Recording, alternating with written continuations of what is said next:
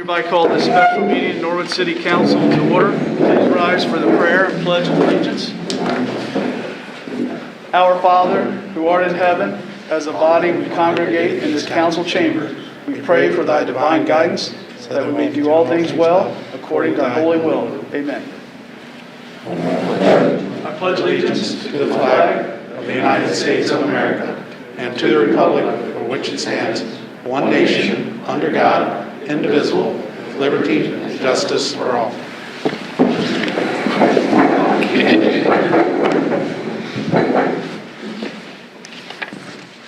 Mr. Braden, please call the roll. Yes, sir. Mr. Bonzel? Mr. Gabbard? Here. Mr. Geraci? Here. Mr. Kelch? Here. Mr. DiNardo? Here. Mr. Thompson? Here. Mr. Braden's present. We have 6 members present, 1 absent. Moving on to item E, discussion of communication sent by Mayor Schneider to consider the administration plan to engage the services of the Hamilton County Communications Center for emergency dispatch and non-emergency dispatch for the city of Norwood. And Mr. Bonzel is here.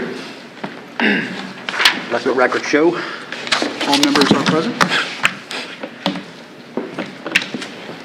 Mayor Schneider. Thank you, President Miracle. I wanted to I called this special council meeting so that we could clear the air and make sure that we're all on the same page, understanding why this decision, why I feel it's the right decision to move forward, and to try to provide information to dispel rumors and sort of get rid of the he said, she said, and make it clear what is potentially happening here within the city of Norwood. So we've got 3 speakers here. You know, one of the things, the first thing that, of course, that I heard from a lot of different people was, why are you forcing this down our throats? And, you know, quite frankly, as the mayor, when I came on, this was not tops on my agenda. There have been a lot of things that we've worked on this year, and clearly dispatch was not one of the things that I said in January or February, oh, we need to fix dispatch immediately. I think our dispatch does a pretty good job. I think that we've got a good staff in our dispatch, but that's not really the whole part of this discussion. It's not a discussion where and luckily we're not coming to you saying, we got major problems in dispatch, we had an incident or anything like that. Our dispatchers do a pretty good job for us, as they have done for many, many years. On the other hand, I did get elected on improving the city of Norwood and on improving all of the city services in the city of Norwood. So when there is an opportunity to make an improvement, I will absolutely bring it forward. I will absolutely try to institute it as part of my administration. If there's something that's happening within our public safety, within our public works department, I will absolutely push to make that happen. And I know that we have some, I called them dinosaurs in one of the last ones. We do have some dinosaurs. We have some sacred things that we look at and say, but what happened when I started doing discovery with the staff at City Hall, when we really started doing discovery on this, it wasn't just an aha moment. It was an aha, we need to move forward with this. And being under the constraints of the FRP, because we are in a fiscal, we're still challenged. And we've got a lot of challenges ahead of us, potentially a lot more than we thought we were going to have in January and February with all everything that's went on. So this is one where I said, we really need to look at this closely. And I feel we should move forward with it. But clearly, this is something that council has to be behind. It's clearly not something that can just be implemented automatically by the mayor. There's a lot that goes into this. And there was some rumors and innuendos of some sort of back door, closed door. Well, if we have interdepartmental meetings every Monday. If all of those are back door, cloak and dagger meetings, we got problems. If we can't meet at City Hall as an administration and discuss improvements and things that will make our city better, then there's a problem. Everything that happens in this city does not go in front of City Council. Believe it or not, it doesn't. We make a lot of decisions every day that City Council members go, that's part of running the city. Do it, make it happen. So that's what this meeting is about, is to bring the people, what I consider to be the experts, to the table to present information to you guys. And then once these 3 are finished, then we can do a question and answer, and we'll try to clear the air on some of the things that maybe have been thrown out that are half-truths, maybe some are full truths, and maybe some need to be looked at a little bit deeper. But with that, I'll turn over the floor to Andy Knapp, and Andy is going to present on behalf of the Hamilton County Communications Center. So he'll start out the discussion. Andy, let me preface this by giving a little bit of information about Andy. Hopefully all of you can hear. I've got a microphone right in front of me, but Andy has been the communications director for the Hamilton County Communications Center. He started actually in 1988 in the communications part of it. He's worked with multiple different jurisdictions, and he's been the watch commander there. He also has Scott Brown, the operations director, with him for this evening.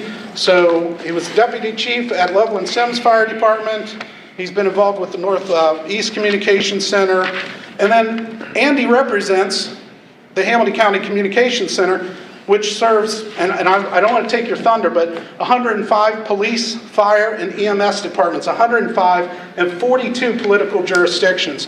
They have over 60 communications officers, 9 supervisors, and 8 administrators. At least that's what I got from the website. So, Andy, I'll turn it over to you. Thank you. Mayor. Good evening, members of council. Mr. Mayor, thank you for inviting me to your council session. I'd be happy to answer any questions that you have as we go through the course of this. I have a brief PowerPoint presentation that will kind of explain some of the reasoning about what we are. And I think it's important to note that the city of Norwood came to us to seek our guidance on this thing, and we are uniquely qualified to give our expertise and our opinion on this, in that we've been doing this multi-jurisdictional dispatch business since 1949.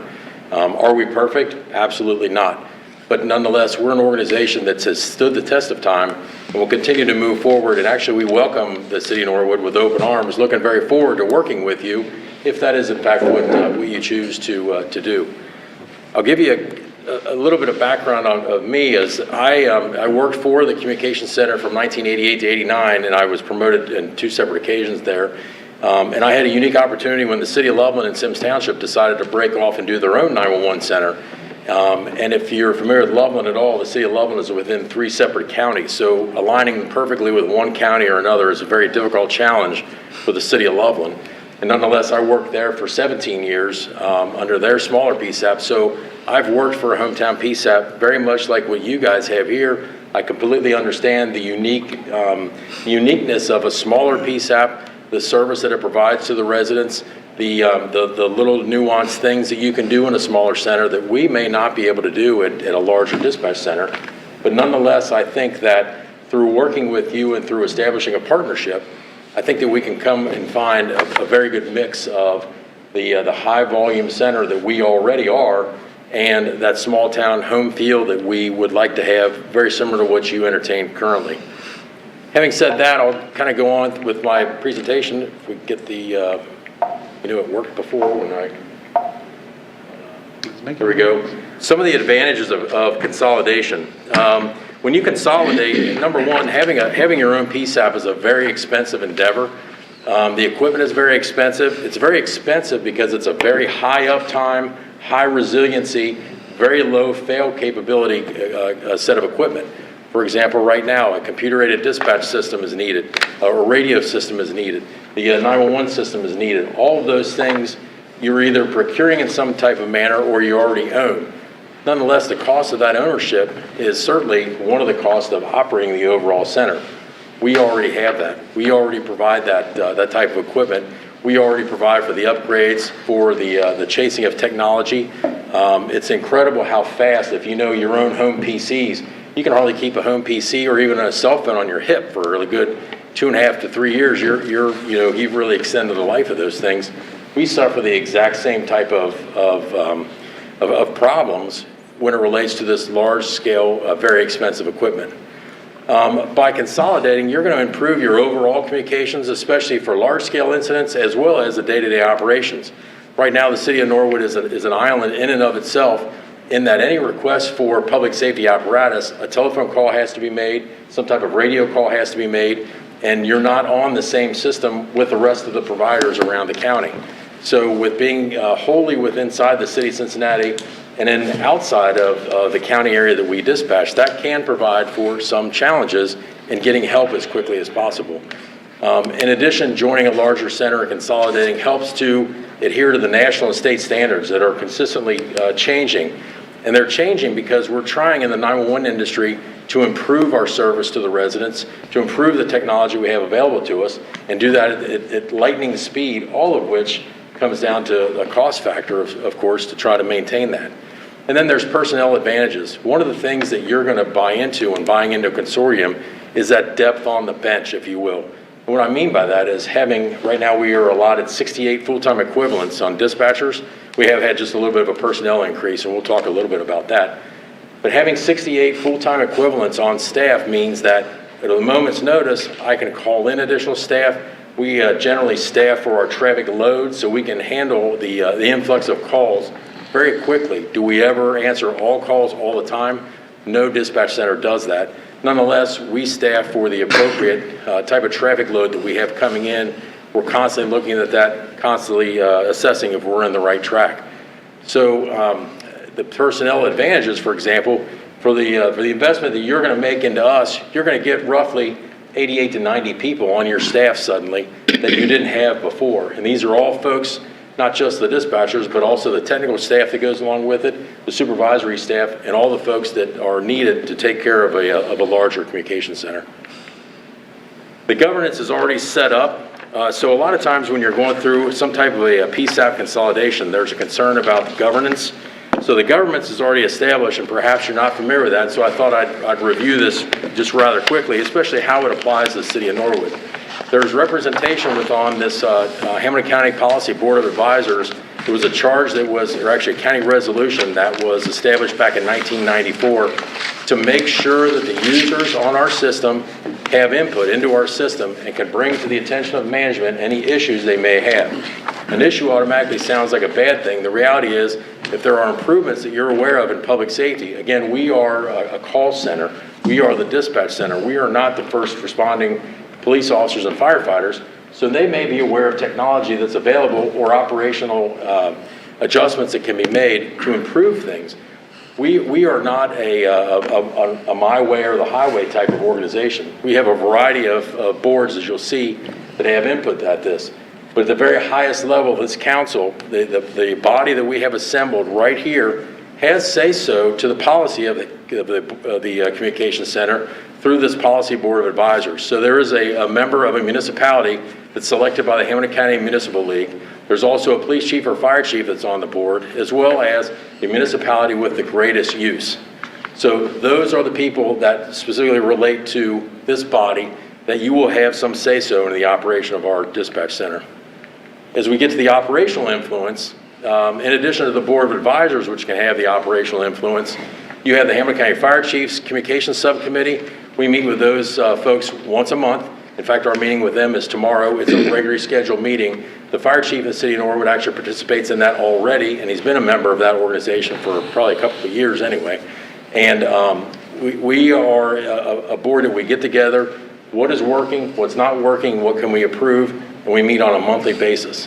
The Hamilton County Police Chiefs, in the same respect, have a communications subcommittee, not quite as active as the fire subcommittee is, but nonetheless, they would meet pre-COVID anyway. We try to meet at least on a quarterly basis with them to hear any of the concerns that they have about the way our operation is running. And that's where they have their ability to give us some feedback about what we're doing well and what we're not doing well. When you sign on to the communication center, we have a very heavy industry involvement, something that I don't believe you would enjoy right now, primarily because of time and ability to do so. Again, with the number of people that we have on staff, our staff separates and kind of conquers and divides these national organizations that are out there. So, for example, the Associated Public Safety Communications Officials, the National Emergency Number Association, those are the two sanctioning bodies that are pretty much recognized as the industry leaders of setting the standards for how a 911 center operates.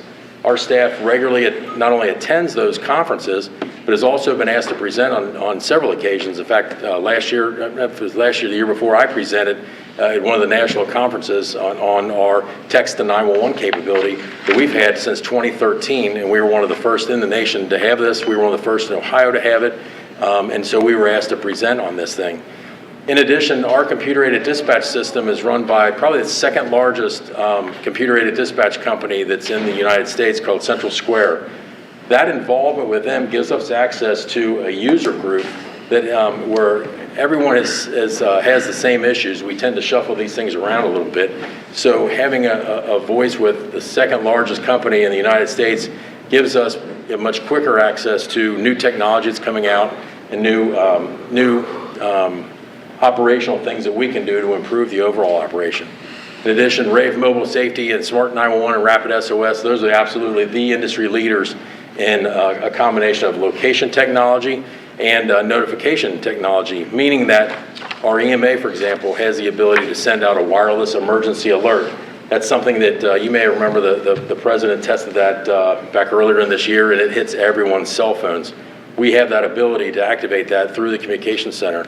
The Rapid SOS technology, if you ever want to see something that's really scary as far as the incredible amount of progress that we made in a very short period of time, Rapid SOS is a location technology that will pinpoint your cell phone on a 911 call down to almost like within a square yard. It's absolutely incredible. Intrado is a company that we have selected that provides our 911 equipment. We have our own standalone 911 system, and so does the city of Cincinnati. Both of us have the Intrado network. Intrado was an industry leader in developing 911 next generation technology, and they actually used Hamilton County back in the I guess 2010, 2013 area to continue to develop this next gen technology, which we still enjoy today, to be honest with you. The Federal FirstNet Authority, we're a partner with them. That's a cellular system that is available to all public safety first responders. We're also one of the only larger centers that's certified by the National Center for Missing and Exploited Children. Every 5 years, we send all of our personnel through a training course with the NECMEC, the National Center for Missing and Exploited Children, to try to make sure that those calls don't slip through our cracks at the communication center. So at the state of Ohio level, there's also a state APCO and NENA chapter that actually is they've partnered with each other. Those two bodies meet at the same time. They meet on a monthly basis at up in Columbus that we participate in.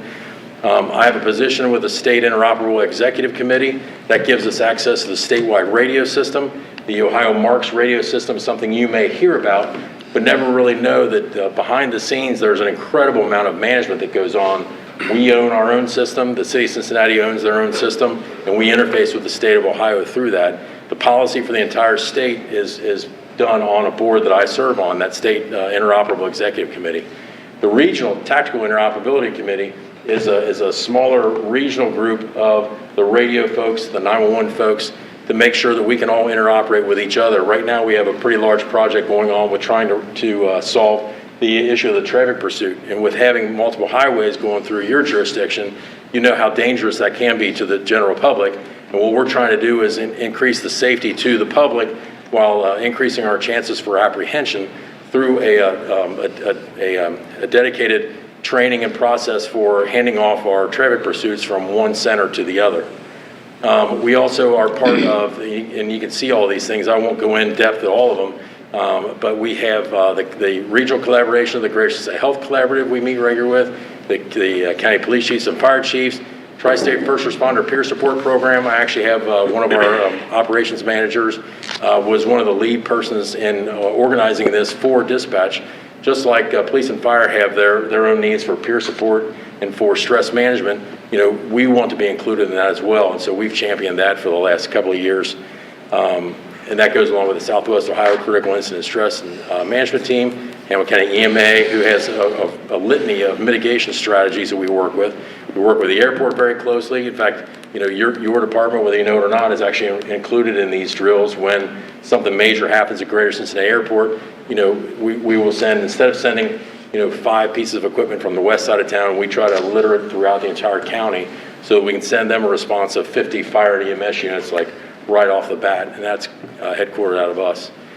We also have, and I'd be happy to answer more about that as time permits, but we have a new backup 911 center, and we partnered in the past with Cincinnati's ECC backup But when the COVID incident hit, they activated theirs, which made it unavailable for us. And I was very fortunate through some leadership at the county level with the county commissioners that we have now engaged in and are in the process of outfitting our own backup center. And again, I'd be happy to talk about where that is. But that's going to serve as a backup center as well as a training center. So I'll have a completely duplicated facility where I can take our dispatchers, take them off-site into a location where they can do training in a controlled environment where we can simulate different types of emergency situations and have them work through these things and gain that experience without any danger to themselves or responders. So that is a huge thing that we're in the process of working on. I included our organization chart just to give you guys an idea that again, the depth on our bench. And it shows you, roughly where all the folks are listed at on that thing. Again, be happy to answer any questions about that. This is our staffing. This seems to come up as a question quite frequently of how many people we have on duty. Which you have to keep in mind that we have dedicated radio positions. So we always have certain radio positions, and there's 5 of those radio positions that are always manned.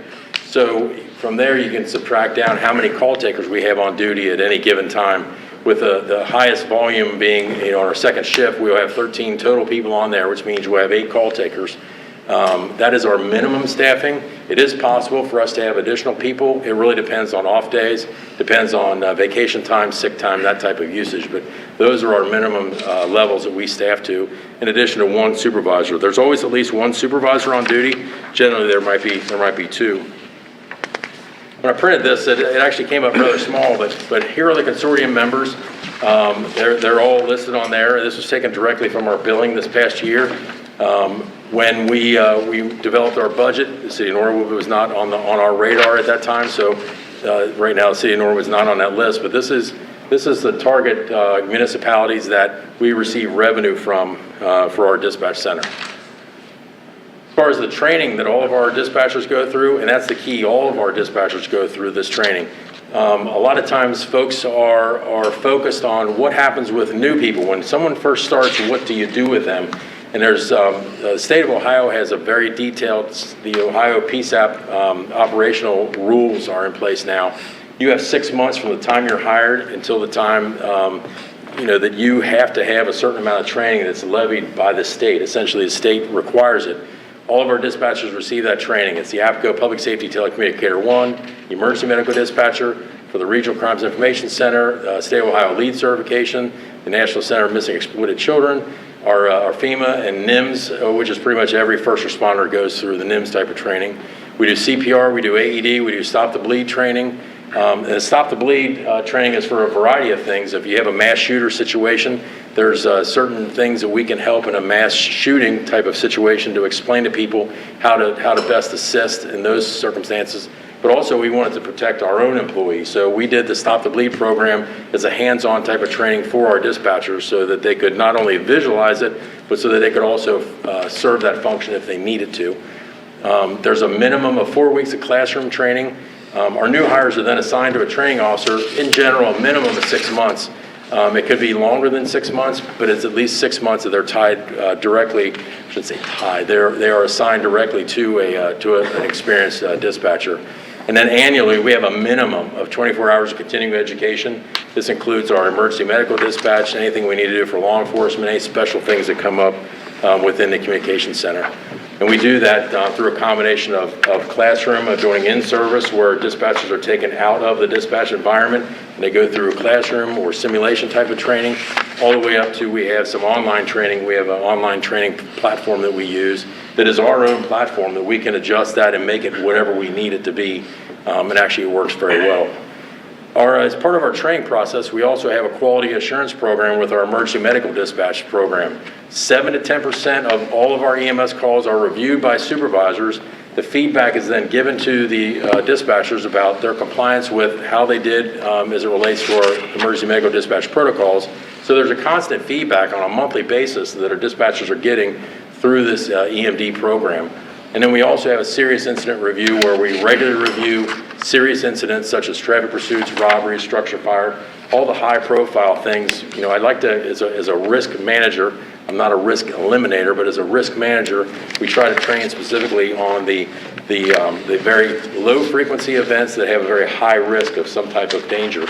So in that respect, our EMD calls, our childbirth choking, CPR calls, the things that they don't happen very often, but when they do, you got to be point on. I included in this, it's very difficult to read from this distance, but just to give you an idea of some of our statistics that we have, the amount of statistics that we have available in our dispatch center is incredible. That will show you our annual billable incidents. I have for fire, EMS, and police. You can see those again. I can't read those from here, but those are available. And if there's any questions about those, please let me know. Our call statistics as far as the calls by type, if you notice, we handled about 501,000 telephone calls. We process those calls. Those are inbound and outbound types of calls. Again, that's in the handout packet that you have for your perusal. This is the report that we gave for the State of Ohio PSAP operational rules, our answer times for the PSAPs.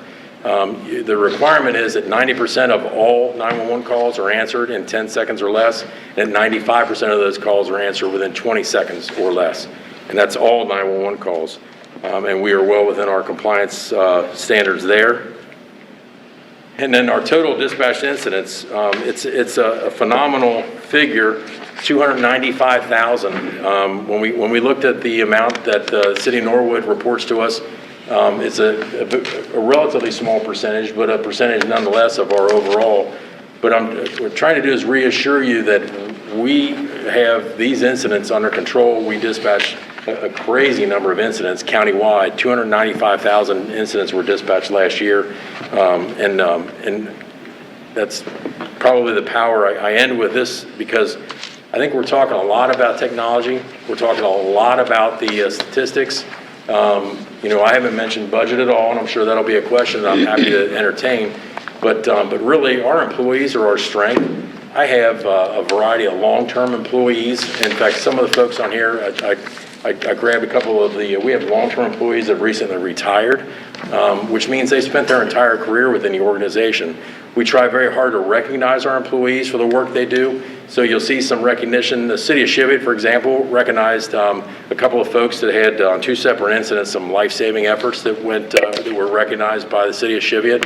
I have one of our dispatchers of the year. The picture in the lower right-hand side middle, that was at the State of Ohio Gold Star Awards. So our dispatchers were recognized at a statewide level, and then we recognize them in-house on an annual basis. Nonetheless, I could not be more proud of the folks, the men and women that work at our organization. I couldn't ask for a better group of caring and compassionate people, because at the end of the day, that's what we do. This is a service-related industry, and we provide that service to the best of our ability. Again, we are human. We are not absolutely perfect, but what I can tell you is that I'm very proud of the men and women that we work with, and would stand by them in just about any manner that I could. So with that pretty much ends my presentation. Director Thank Knapp. you for your attention. What I'm going to do is ask Chief McCabe to speak next, and then Chief Kramer, and then we'll have the questions and discussion from council after that. Okay? Okay, thank you. Thank you. Thanks. Chief McCabe?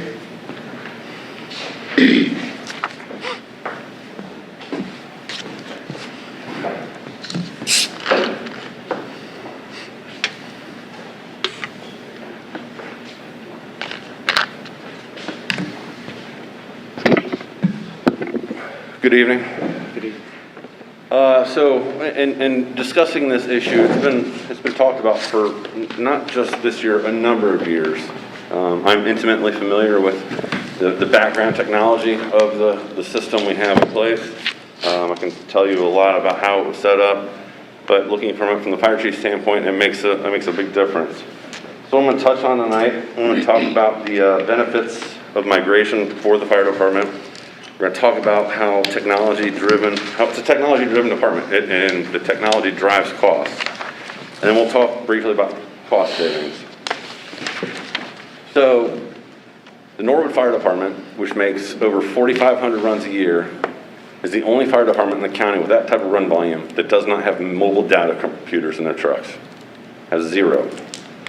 What we get on a dispatch is an address and a cross street and the age and the type of patient. Whereas every other department does a run volume that we do, has that in their truck as soon as they get in the truck. It's in the truck before they even get there. And that's unfortunate, you know, with the ability for mapping, for premise history, for updates from the dispatchers. All our dispatchers can do is give us a radio call and give us updates that way. You know, the MDC system fundamentally cuts down on radio traffic because we're able to utilize that device for a push button on scene.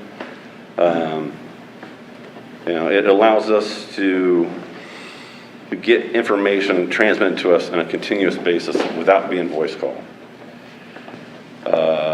We look at the call taking and dispatching for the county from in terms of when we're researching it, just to make sure that we're looking at the right systems for us. You know, they meet or exceed the national standards. Or, you know, hear me talk about NFPA. National Fire Protection Association has a standard on alarm systems and 911 call centers.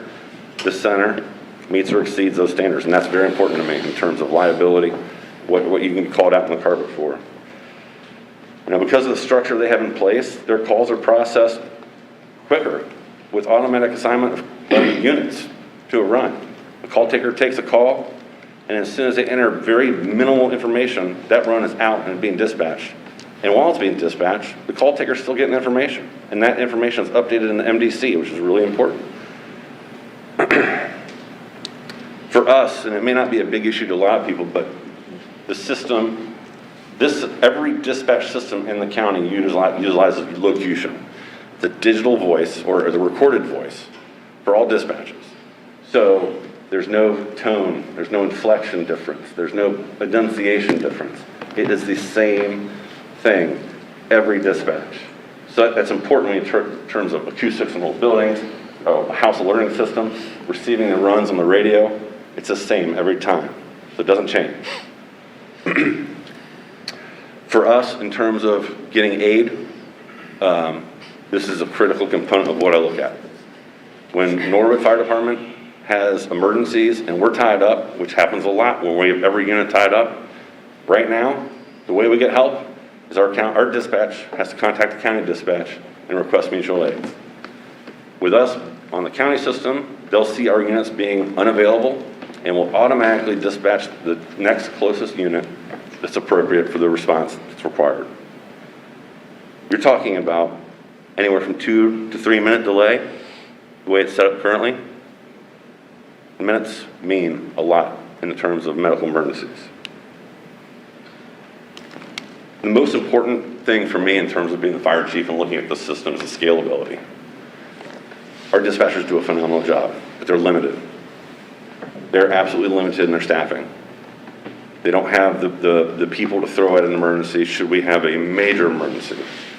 They are taking 911 phone calls, they're dispatching units, dealing with police calls, fire calls, the whole thing. When we have a major emergency, they have nothing else to throw at it. That's what they've got. It's extremely important in terms of a fire situation, massive or a major incident, that I have the ability to have someone monitoring that without any interruptions. No 911 phone calls ringing in the background. That is their primary focus, is the safety of the personnel of the Norwood Fire Department. Being a technology-driven department, I think you guys would look at the budget and you could see when that technology really started driving costs. We looked at it in 2014. Our dispatch center cost the city $658,000 and change. Projected cost for 2021, listed in the RFP, $1,068,300. Now I'll remind you, those costs do not include the cost of the salary and benefits of the director of the center either, who is a police officer, comes out of the police budget. We have technology needs in that department. We have an aging CAD that's reached its end of life. The company that provides service for our CAD system will not service it.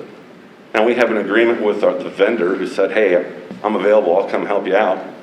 That's not really ideal for a public safety agency who relies on that system. The CAD system we have is currently why we can't have MDCs, because we have a police CAD. The fire didn't buy the fire portion of the CAD, which the fire department had very little input within the dispatch center until about 2015. I think that CAD system was probably bought in 2008.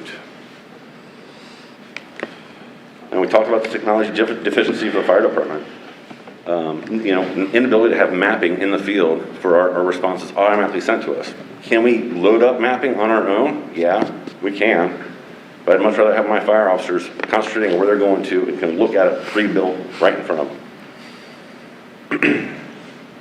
Currently in the city, we have a high-tech radio system. I helped coordinate the installation of that. It was expensive.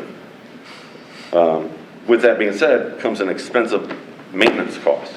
Because we're part of the MARC system, we are required to have an annual maintenance and software upgrade to the tune of over $20,000 every year through 2040. That's almost $400,000 just in software upgrades for radio. Our total technology cost just to operate the center annually is $70,000 in technology costs. That's almost 61% of what it will cost us to have Hamilton County dispatch us. That's just in technology costs, which will only go higher. The radio consoles were bought in 2015. Motorola saying, hey, we're starting to look at replacing those consoles. Will we be able to get by? Absolutely. But should one go out? You're talking big capital investment. Cost savings, it's a portion of it. This is a business decision in terms of looking at what does it cost us to provide 911 service to the citizens and the visitors of the city. Annual cost for Hamilton County to do it projected is $113,800 for fire and police dispatches for an entire year. And speaking with the county in terms of our radio equipment, they're interested in purchasing that, which will recoup some of our taxpayer dollars by moving that equipment into the county's reserve center. So we'll be able to recoup a fair amount of money, upwards of over $100,000. When we did this and looked at it from the standpoint of should we shutter dispatch after the first quarter, what would that look like in terms of money saved for the city of Norwood between this year and for next year? So a 2-year period projection was $1.4 million in savings. When I did this, we have done a lot of investigation using the metrics by which we will be billed by the county should we decide to do that. I wanted to see what we were paying per call. To be fair, the dispatchers do a lot more here in Norwood than just dispatching calls, which I tend to have an issue with. I want a fire dispatcher that concentrates on fire dispatches, not doing warrant service entry, not doing all the other things they do as clerk work. Using the 2019 numbers of what dispatch cost us, not including the director's salary, $42 per call. We're looking at potential of going to a system that will provide us a high level of service for $5 a call. And I look at for an increase for safety for the employees that work for me. I look at it as an equitable, high-level service for the citizens and visitors of the city. As a fire chief, I'm charged with providing the most efficient service to the citizens and visitors of the city. I also have a huge responsibility to the very people that work under me at the fire department. Provide them the tools and services needed to do their job to the best of their abilities. Now, I do not take that responsibility lightly. When there's something that potentially improve the efficiency, the service delivery of fire EMS to our community, and fundamentally increases the safety of the employees doing that job day in and day out, I will research that to the very best of my ability and knowledge. Had there been any indication that this potential change would elongate response times, that services would be reduced in terms of fire EMS provision, I would not be a proponent of such a change. But after doing my due diligence, investigating it fully, conferring with multiple users of the system, and investigating the very practices that HCC uses to deliver service, I stand before you today recommending as the fire chief of this city that Norwood take advantage of the Hamilton County Communications Center for 911 call answering and dispatching. Thank you. Thank you, Chief McCabe. Chief Kramer.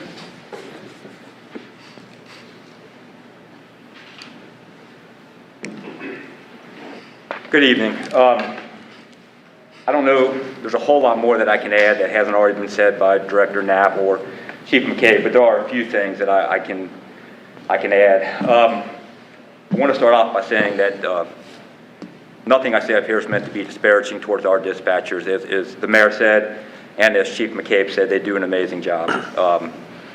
With that being said, this is a major decision for the police department. It has more impact on what we do, probably more so than the fire department, just given the different tasks that the dispatchers do for us. With that being said, because it's a major decision, I approach all those decisions with kind of like, is this a hill I want to die on? Is this that important? And having gone through a very thorough process, I believe that going to the county is the right thing to do. A few things that I've done in preparing for this and looking at things is talking to other police chiefs from other departments, St. Bernard, Springfield Township, Gulf Manor, Coleraine, Delhi. Questions that I've asked them: do they have any concerns about the service that they receive from Hamilton County Dispatch? And not a one had a concern. Asked them if they have any trouble with their officers getting airtime, because that's a concern of ours, if our officers can't get on the air because it's so busy. That wasn't a concern for them. They advised that during critical incidents, Hamilton County does an outstanding job. They have no issues there. There's obviously, as it's been mentioned several times, there's concerns about taking our officers off the street to perform certain tasks that our dispatchers do for us now. And that includes confirming warrants, entering missing persons, entering stolen autos, things like that. Keep in mind that some of those things can wait. They can wait until the next day. We have one police clerk now. The mayor plans to add a second one. So we will have a police clerk there Monday through Friday probably from 8 a.m. to 8 p.m. That can help with these different tasks. But talking to other departments and finding out from them, how much time does it, take for these officers? Did they find it to be a major inconvenience? Then they didn't. They said the average time that I got was 10 to 15 minutes to enter a stolen, to enter a missing. There's a learning curve, and we're in the process right now of training our officers on how to do that.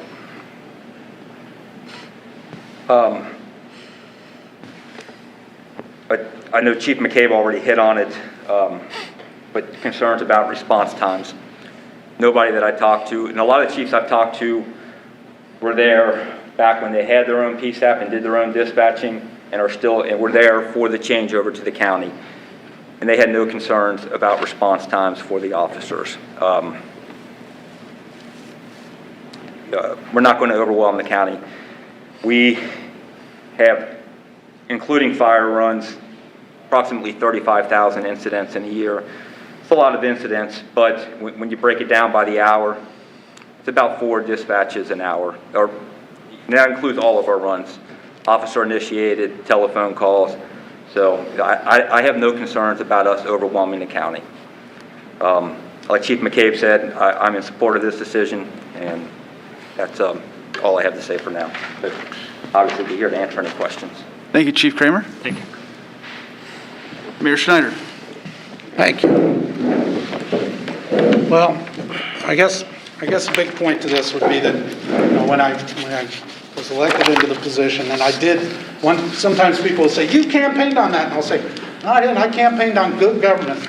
I campaigned on doing it right. I campaigned on changing things that were positive for the city. I definitely stood on people's porches and said, I'll try to get streets paved. I'll definitely try to get your potholes done. But really, I campaigned on doing it better, on bringing a level of professionalism.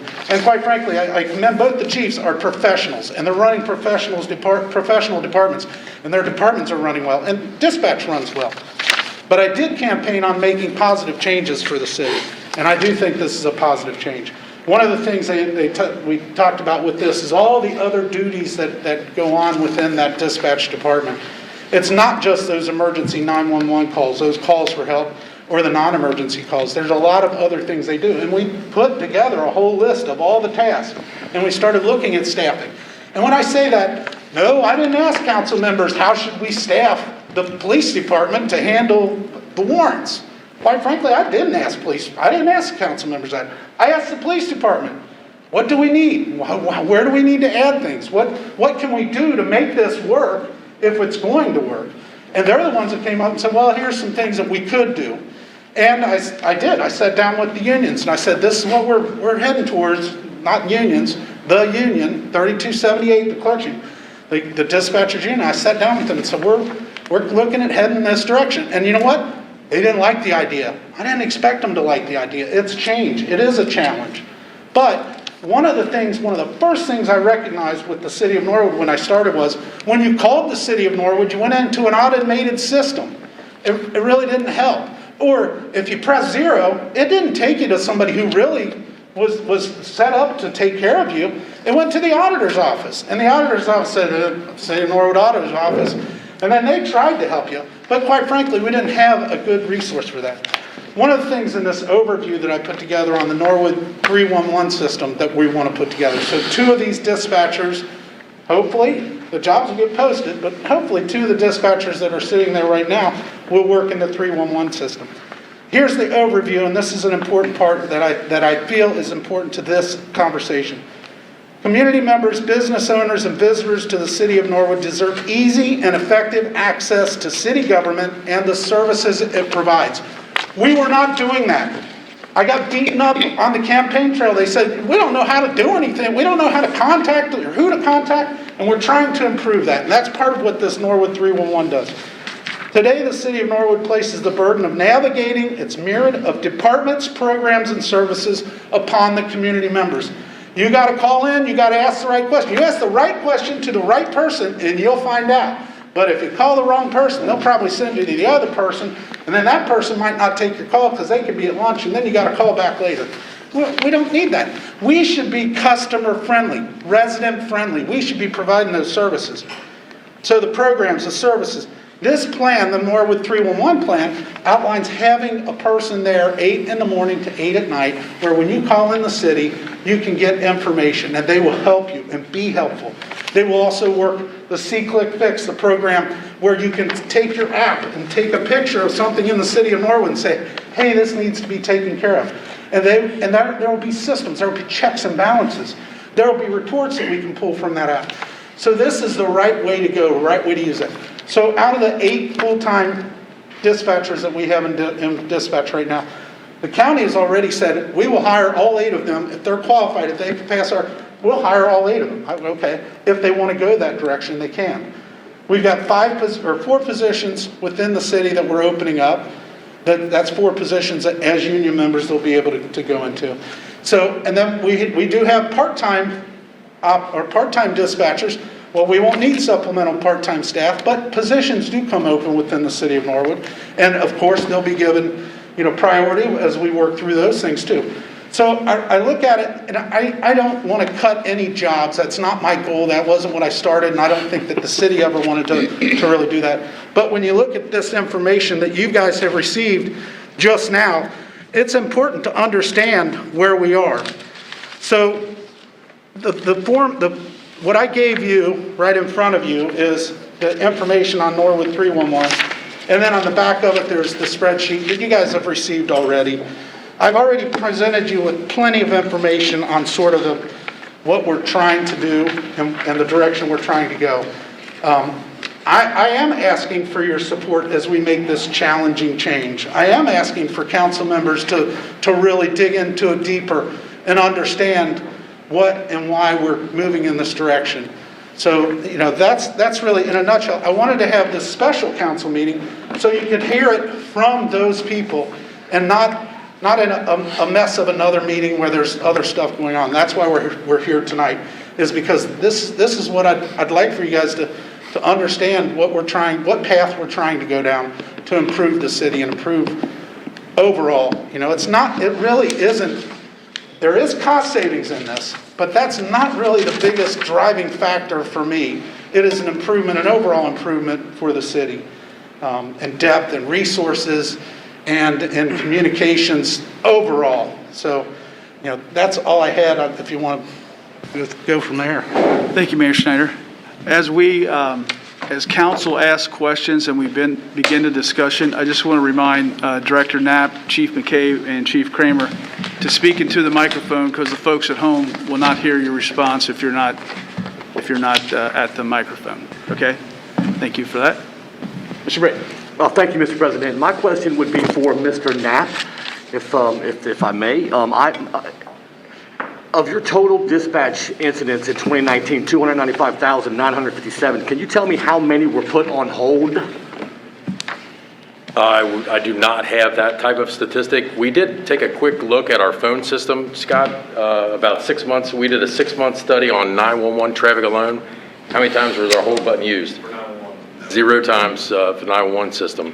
So out of those other calls, I have no way. Now, a call could be put on hold when if a police officer calls in and has a question, they may be put on hold for a moment. But to my knowledge, you know, putting callers on hold really does no good. And the reason for that is it delays the ultimate service to not only the resident, but to the responders. So putting people on hold, and again, one of the benefits of a large communication center is I have dedicated call takers, dedicated radio operators. So very rarely, in theory, I'm not saying it never happens, but very rarely should a caller be able to, or should a caller be put on hold, because that call taker is operating independent, and that call taker focuses on this call and this call alone, doesn't have to worry about any of the other radio traffic. Thank you. Thank you. Thank you, Director Knapp. Mr. Tracy. All right, well, since Director Knapp's up there, let's see. Let me get my list out here. How many can I ask in one sitting? Well, let's make sure everyone's included One? in the discussion. One per? Yes. Okay. Sorry, I wanted to clarify. All right, let's see. Which question do I start with here? So in your nifty little, let me find it here. This says that you dispatched 295,000 calls, correct? That's correct. 2019. Yes. And it says on the slide 15, I guess, it's showing, I don't know, 800 or 612 and 501,000. Now, those are calls, right? Those are telephone calls for service. Let's take 501,000, for instance. You're dropping by, I mean, even if we take 612, you're dropping by about half of those dispatched. And that's probably because you've had multiple calls on an auto accident that you're not dispatching, structure fire that you're not dispatching, but those calls still come in, right? That's correct. Okay. So Norwood's doing somewhere around, what, about 10% of that? I don't have Norwood stats. I mean, my presentation was on my center, not on the Norwood center. Oh, okay. I guess that brings my other question up as to why our dispatch center was not invited to this meeting to justify why they should be able to stay. Just kind of questioning that. I mean, kind of seems important that we're discussing our dispatch center, but our dispatch center is nowhere to be seen because they were not invited. Is that a question of me or Director Knapp? If you want to answer it, Mayor, you can answer it. I mean, I was hoping that Mr. Knapp here could answer certain questions, and you know, he seems to have done some research on our own dispatch center to provide some of the numbers and statistics. Thank you, Mr. Tracy. Would you like to address that, Mayor Schneider? Well, yeah, this discussion tonight, now tomorrow's discussion at your council meeting, where you have something on there, maybe a different discussion. But this discussion is to bring what I know as the experts, which is both the chiefs and Knapp and Director Knapp, to talk about the communications center, and why the police and fire chief are making this recommendation to the mayor and to the city. That's what this meeting is about. Now, if council wants to call a special meeting and bring in all the dispatchers from the city of Norwood. We tried to with the community of the whole meeting that was canceled because of this special meeting. I specifically remember sending a request for certain people to attend the committee of the whole meeting, which my president of council can back me up on that request. Mr. Geraci, I hadn't scheduled the committee of the whole meeting yet, and we can still do that. I understand that. The problem is that this was slid in knowing that the council committee of the whole meeting was going to be tonight. I don't know if that's true. It was a little shady. Cloak and dagger, I guess. Yep, cloak and dagger. I'll stick Mr. by it. DiNardo, you had your hand up, sir. Yes, thank you. I'd like to just ask the question to the two chiefs, and either one of you could answer, because I think it pertains to both. I've been through a couple instances in my professional life where asset performance management and being a data-driven environment added a lot of value, and we saw some of that value within 3 months. And while I'm not really talking about the dollars right now, that seemed pretty obvious. It's worth noting that you could be 800% wrong with your estimates on the $5 per call and still be cheaper. So I almost want to table the money and just talk about what would change management look like for your two departments. And I'll say that I understand you went through a lot of thought to bring this forward. I imagine there's probably split camps, and I'd just really like for you to help me understand how you would go about your handling the departments in communicating that value proposition and executing on that plan with a little bit of understanding that not everyone probably loves it right away. I'll go first, if you don't mind. So I've already had deep dive discussions with my command staff. We've already been in planning stages for the last 35 to 45 days. In terms of actual implementation, it's pretty seamless for the fire department. How we operate related to what dispatching either center would do for us, not much change. Our operations are operations and are really driven by whatever the incident is. In terms of implementation of the new system, we're looking at, realistically, if the decision was made today, we could go live in 15 days. We have all the back-end data ready to dump into the county system. The county system really operates utilizing a number of technical pieces. The county CAGES system is one, which Norwood is a member of the CAGES consortium. We've already looked through all the CAGES data for Norwood to identify some weak spots in terms of what, I know that people are like, well, if I call in front of Wendy's, how is that anyone going to know about where that is? Well, it's all in front of them in terms of the location systems, the 911, and that.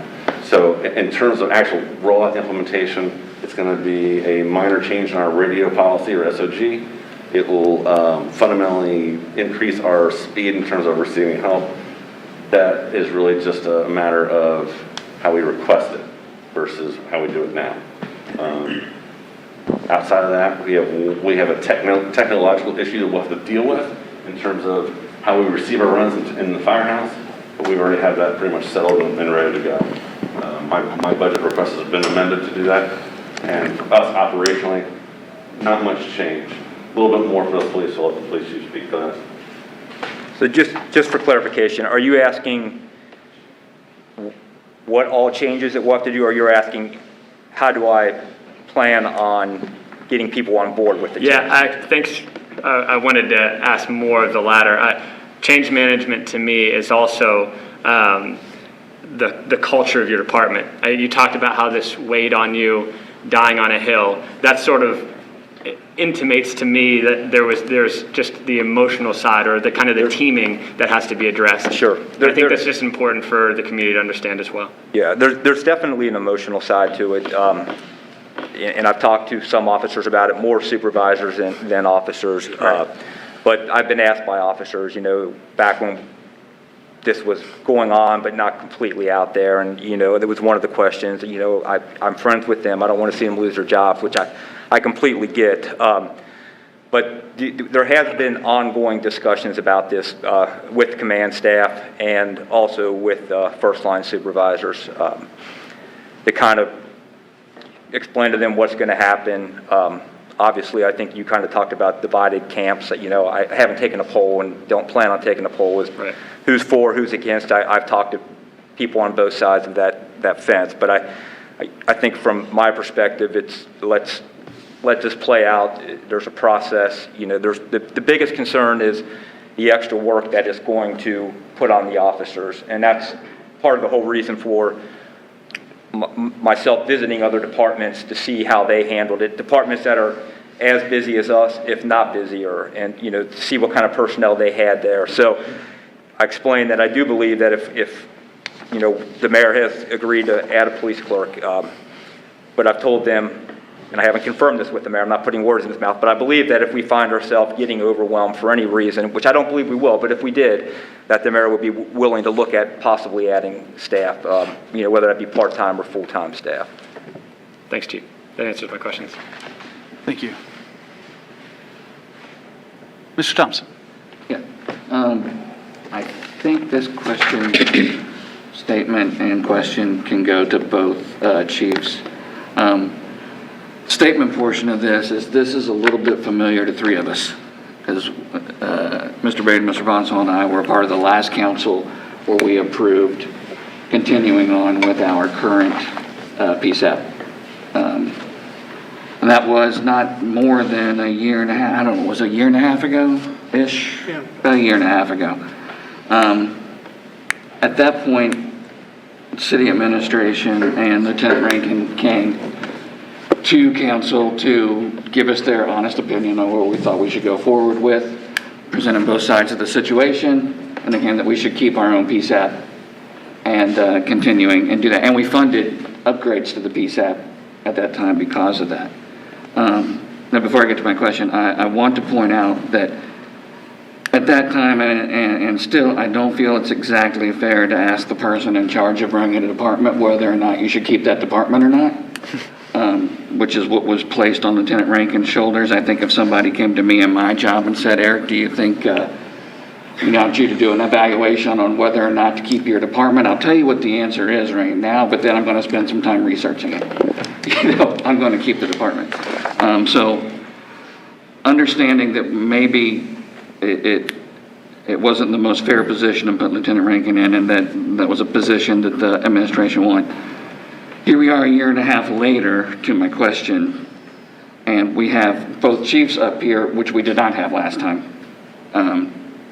advocating for this change. In your opinions, what has changed in the last year and a half to make this the proper decision versus the one that we agreed to in the previous council? So the obvious thing that made me bring it to the mayor is the fiduciary part of it. I think, was it $16? $15 in 2018. $15 a run back then. It's gone down to $5. But another part to that, which Chief McKay probably wasn't too much involved in that, is the previous administration was adamant on still keeping 2 call takers there 24 hours a day. They did not want to consider having the county answer non-emergency runs. And if you're going to staff 2 people 24 hours a day, 7 days a week, we're going to end up spending more money if we were to even consider going to the county. Okay. If that makes sense. So just to clarify, it was more of a financial, from your standpoint, it was a much better financial move. Yes. Okay. Thank you, Mr. Thompson. From my standpoint, the fire department was absolutely in favor of moving to the county in 2015 and in 2018 when the 911 center was talked about. It has nothing to do with, in terms of, if we want to keep our dispatch center, we need to fund it correctly, we need to staff it correctly. We need to have reserve capacity, right? We need to be able to do that like that. That's expensive. The technological upgrades, yeah, we spent some money on that. But there's some ability to recoup some of that money as well. mainly for the radio. I think you touched on having the supervisor do the cost-benefit analysis. I think that, I don't want to speak for the police department, but I think their incident statistics are a lot cleaner, per se, when we're doing comparisons. So we have actually do a deep dive in terms of what are we really going to get billed for. And that's a large component. You know, if we're thinking that we're getting billed for incident officer-initiated calls, that's just not the case. They initiate their own calls if it doesn't happen. Dispatch calls, absolutely. That's where we did a really deep dive into the data to look at what we were looking at in terms of potential calls and potential charges from receiving that service. Thank you. Yes, sir. Thank you, Mr. Thompson. Mr. Kelch, you had your hand up? Yes, thank you, Mr. President. So I guess this question is more for Mr. Knapp. So Mr. Thompson kind of hit on what I wanted to ask before. So the cost per run over here is $5. $5 seems like that's a Christmas gift or something. What guarantees do we have that it's going to stay that low? Because that just seems like it's probably not going to happen. What I can tell you is that I've gotten a commitment from Jeff Aludo, the county administrator, and then my direct report is Ms. Holly Chrisman, the assistant county administrator. And it even goes back further to Commissioner Todd Portune. Prior to his death, he recognized that we had an issue within Hamilton County of properly funding the 911 system and finding a way that the taxpayers got a good value for what they were paying for. And in light of these incredibly expensive upgrades that we were seeing and we were facing and will continue to face, Commissioner Portune worked very hard and made a promise to the public safety community that the sales tax for the when it expired for the Union Terminal renovation, when that sales tax expired, that he would renew that for the purposes of going to the general fund and in turn benefiting public safety throughout the county. And public safety in Hamilton County's terms includes the coroner's office, sheriff's department, and some other things that, you know, are all related back to public safety. So I would direct you, and I completely understand your concern about the user fee. And I think it's important to note that at its absolute peak, the highest the user fee was in 2016. It was $20.91. It's never gone higher than that. And it's subsequently gone down. One of the first things that I explained to Mr. Ludo when I took over my position is that this is an issue that we have to solve. We have to solve as quickly as possible because, quite frankly, communities are hurting. And some of the ways we solve this is through increasing the revenue, not just at the county level. We also, when you take the state of Ohio, there's a wireless 911 fee. It's only on wireless phones. Right now, it's 25 cents on your, if you look at your cell phone bill, every month you'll have a 25-cent charge on your cell phone bill. Do you know we are the 4th lowest in the United States for what we charge for a wireless fee, and it only applies to wireless phones. It doesn't apply to your home phone. It doesn't apply to VoIP phones. There's some loose application to the prepaid phone cards. Nonetheless, I'm working very hard at the state level to try to find the support for increasing this because it's not just our county that's hurting and it's looking for ways to enhance the revenue. There are 88 other counties, and if we're the third most affluent county and the largest of the counties, we become a donor county to all of our smaller counties. And that's okay to take care of your neighbor as long as you can take care of yourself. So as legislators, we really need to find a way to increase that fee, number one. But for a long-term solution to this particular issue here in our county, I believe that issue has been resolved in the form of that sales tax that now benefits the general fund. And you can look on, I believe it's page 20 of this year's administrator's recommended budget. There is an example of a 5-year projection. I'm 90% sure it's on page, it's on the county's website. I'd be happy to provide it for you. But nonetheless, on page 20, in their 5-year projection, it says that they intend to maintain low-cost 911 solutions. Now, that doesn't mean our fee is never going to go up, but what that means, in my mind anyway, low cost is that we have recognized the strain that trying to pass on this cost to our municipalities has caused, and the county recognizes that we are looking for ways to solve it. We've solved it for now, and we're looking for long-term solutions. But I think a 5-year projection saying that low-cost, affordable 911 service is a pretty good commitment from the county that for a 5-year time frame, this issue is resolved. So this 5 years, pretty much, you can kind of say, yeah, we have low cost for 5 years, but is there a guarantee that after that time, and talking to our auditor, it was kind of projected out that 5 years, we could predict low cost using your service, but is there any guarantee after that that it stays I would say, low? is there any guarantee in Well, any policy makes, we know things change, money gets reappropriated all the time.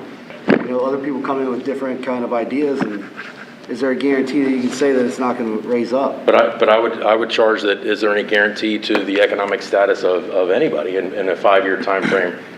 With the current economic turns that we're seeing right now, I can tell you that, 2008 was a rough time for everyone throughout the area. And the good news is that affects everyone. Again, we've got a permanent funding solution in place with the sales tax. That's not going anywhere.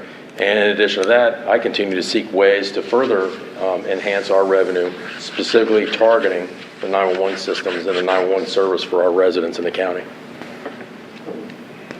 Well, it sounds like a no to me. Thank you. Thank you, Mr. Kelch. Mr. Bonzel. Thank you, Mr. President. I just kind of wanted to respond to the whole guarantee thing.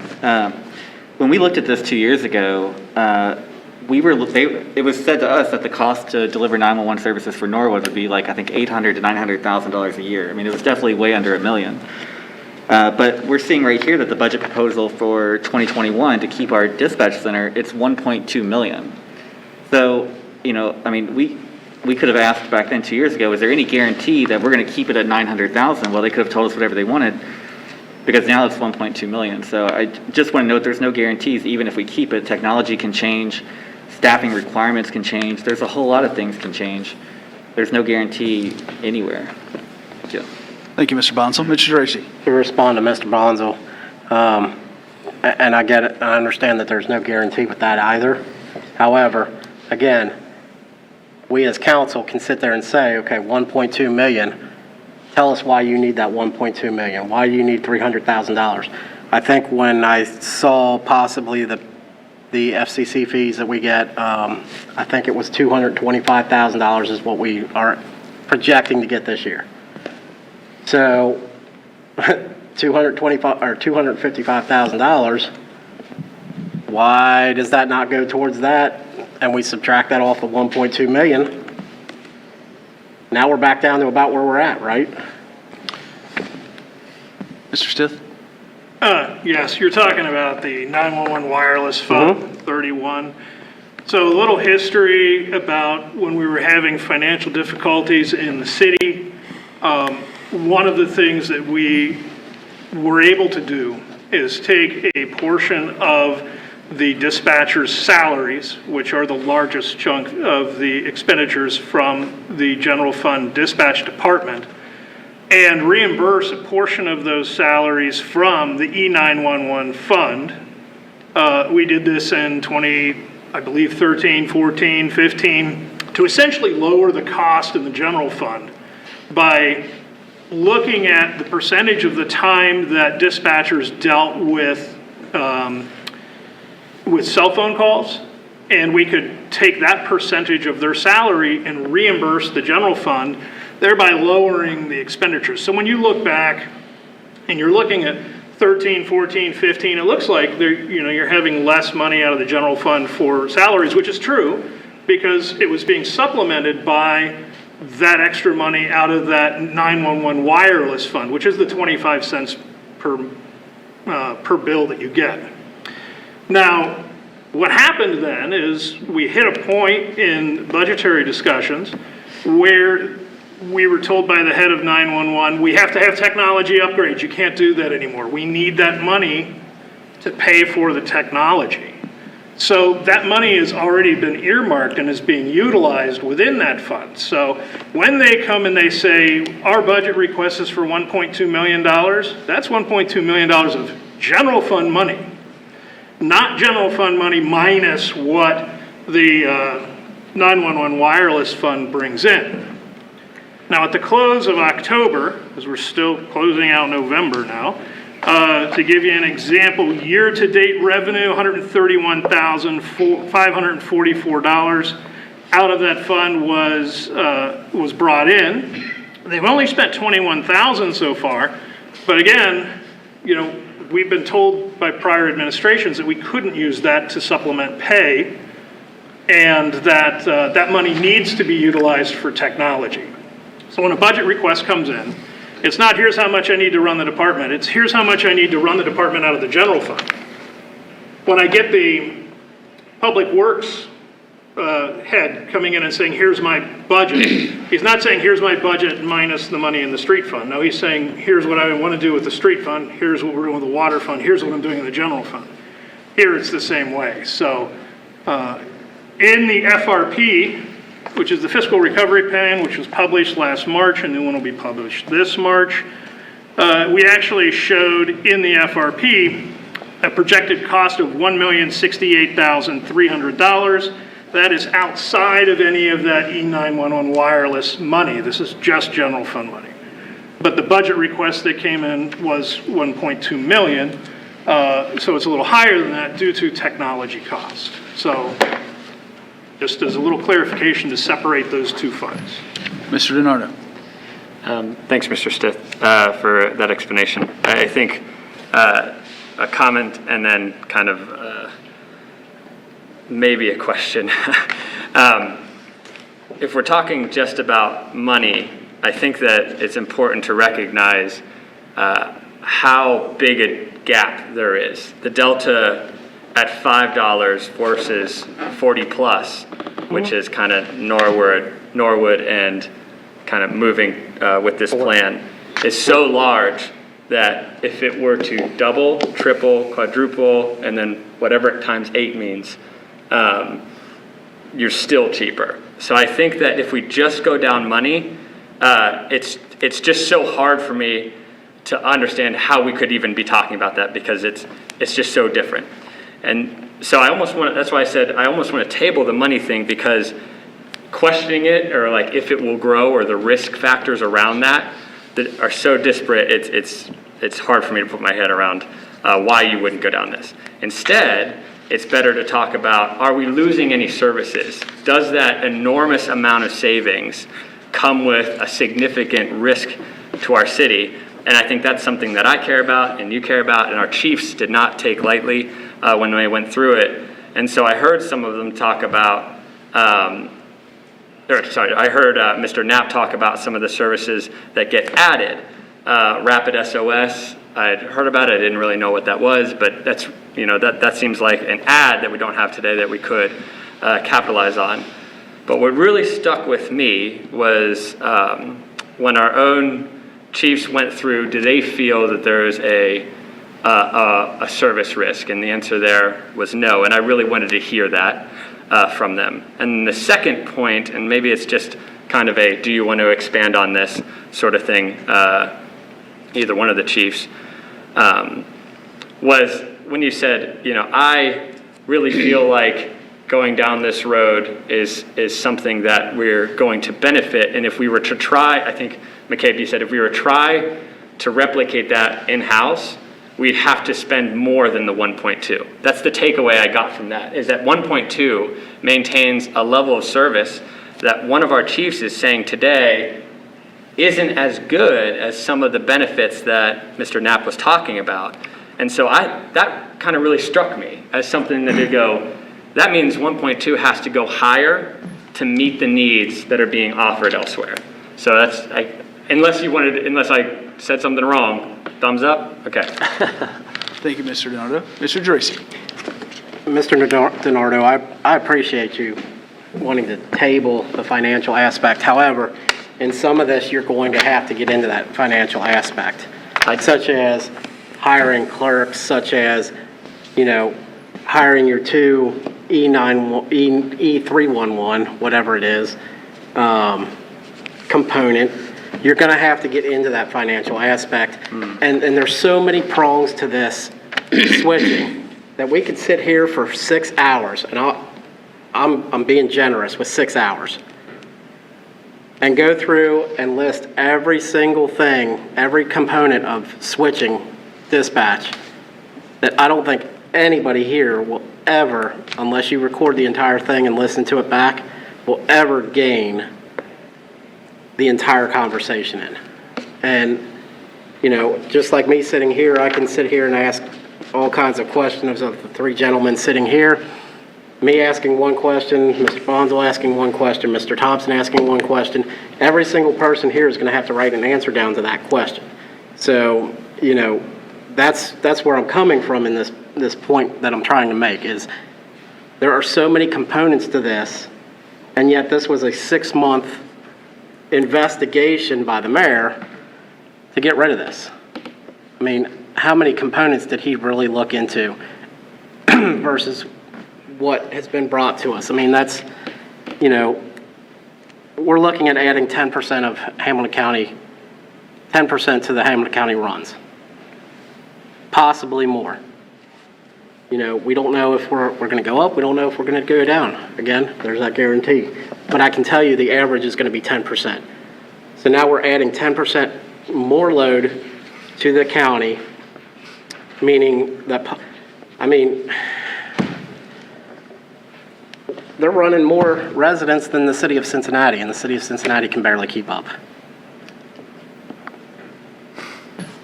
Thank you, Mr. Geraci. Mr. Gabbard? Question for Mr. Knapp.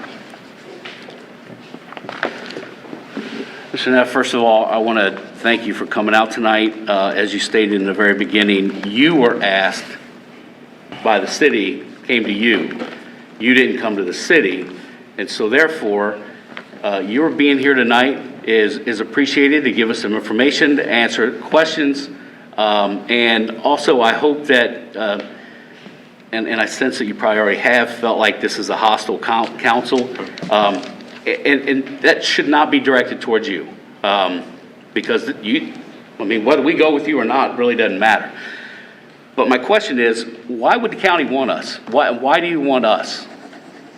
You know, it's a great question, and it's a question I've thought about quite often, and I could understand why you would ask that. The challenge is that you're the only one that we don't currently work for.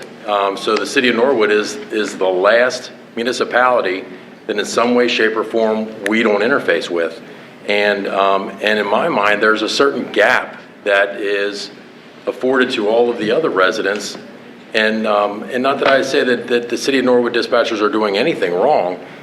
But again, it's the citizens who are footing the bill for an additional service where you could participate in this shared services model, and where one comes in with us, it makes all of us stronger.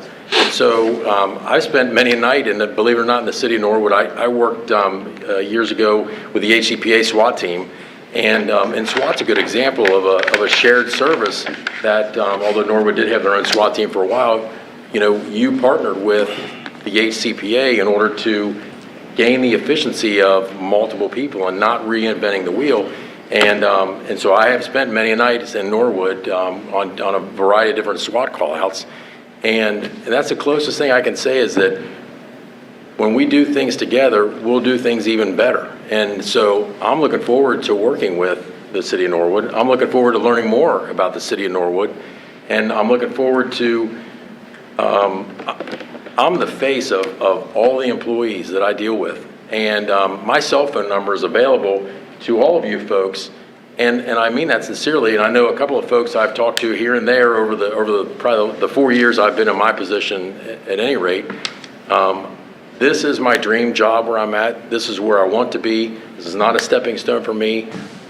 We have a top quality organization that's going to do nothing but get better. And the way we get better is by strengthening our numbers. And then that gives us the ability to service all throughout Hamilton County. It's not about building an empire. Years ago, there was a feeling that the county is just trying to build their empire, trying to get, if the city of Norwood chooses to maintain their own dispatch, I will support that.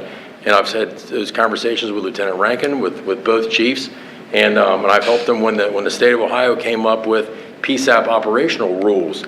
Suddenly, there's a series of rules that in order to get the wireless government assistance funds, you have to follow these rules. And it was a shock for some of the smaller entities that we had. And if you notice, there are no longer smaller PSAPs out there. And that's because the demands of the technology, the demands of the employees, the training that's required, the experience that's required, and really the best way to serve your residents is by being a part of a larger consortium that handles nothing but emergency calls. We focus specifically on the emergency traffic. The clerical work is quite important. Please don't misunderstand me, but nonetheless, our system is designed to put the first responders in touch with their citizens as quickly as possible. And in our environment, that's what we're trained to do. We're not trained as clerical folks. So yes, we don't do warrant entries. We don't do data entries. We do warrant confirmations. We will call your public works, your health department, whoever you need to assist you in mitigating whatever hazard that you may encounter. But we are specifically focused on handling emergency traffic and the emergency conditions that exist within your community.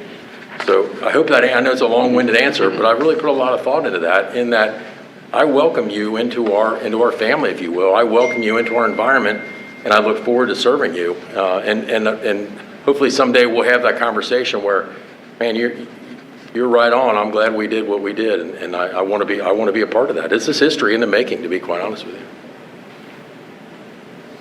Mr. Brady. Thank you, Mr. President. Mr. Knapp,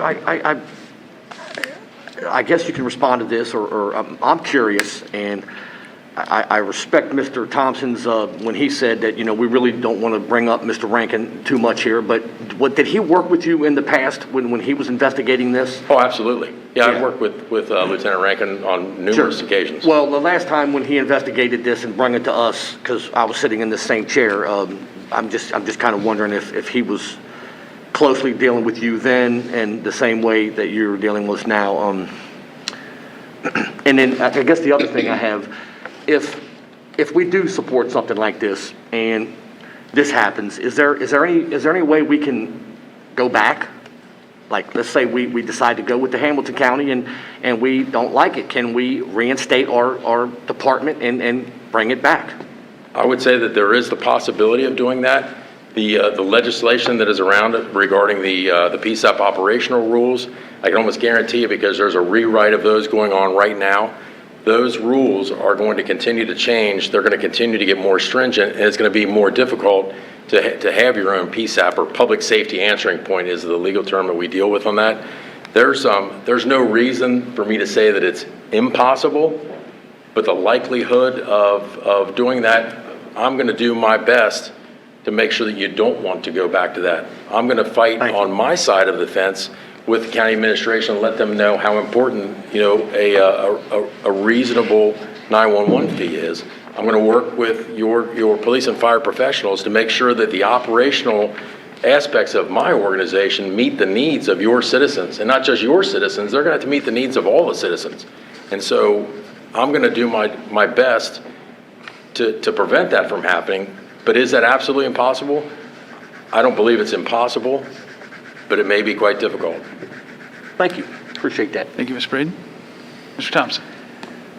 I'm not sure who this question is best suited for, so I'll just ask.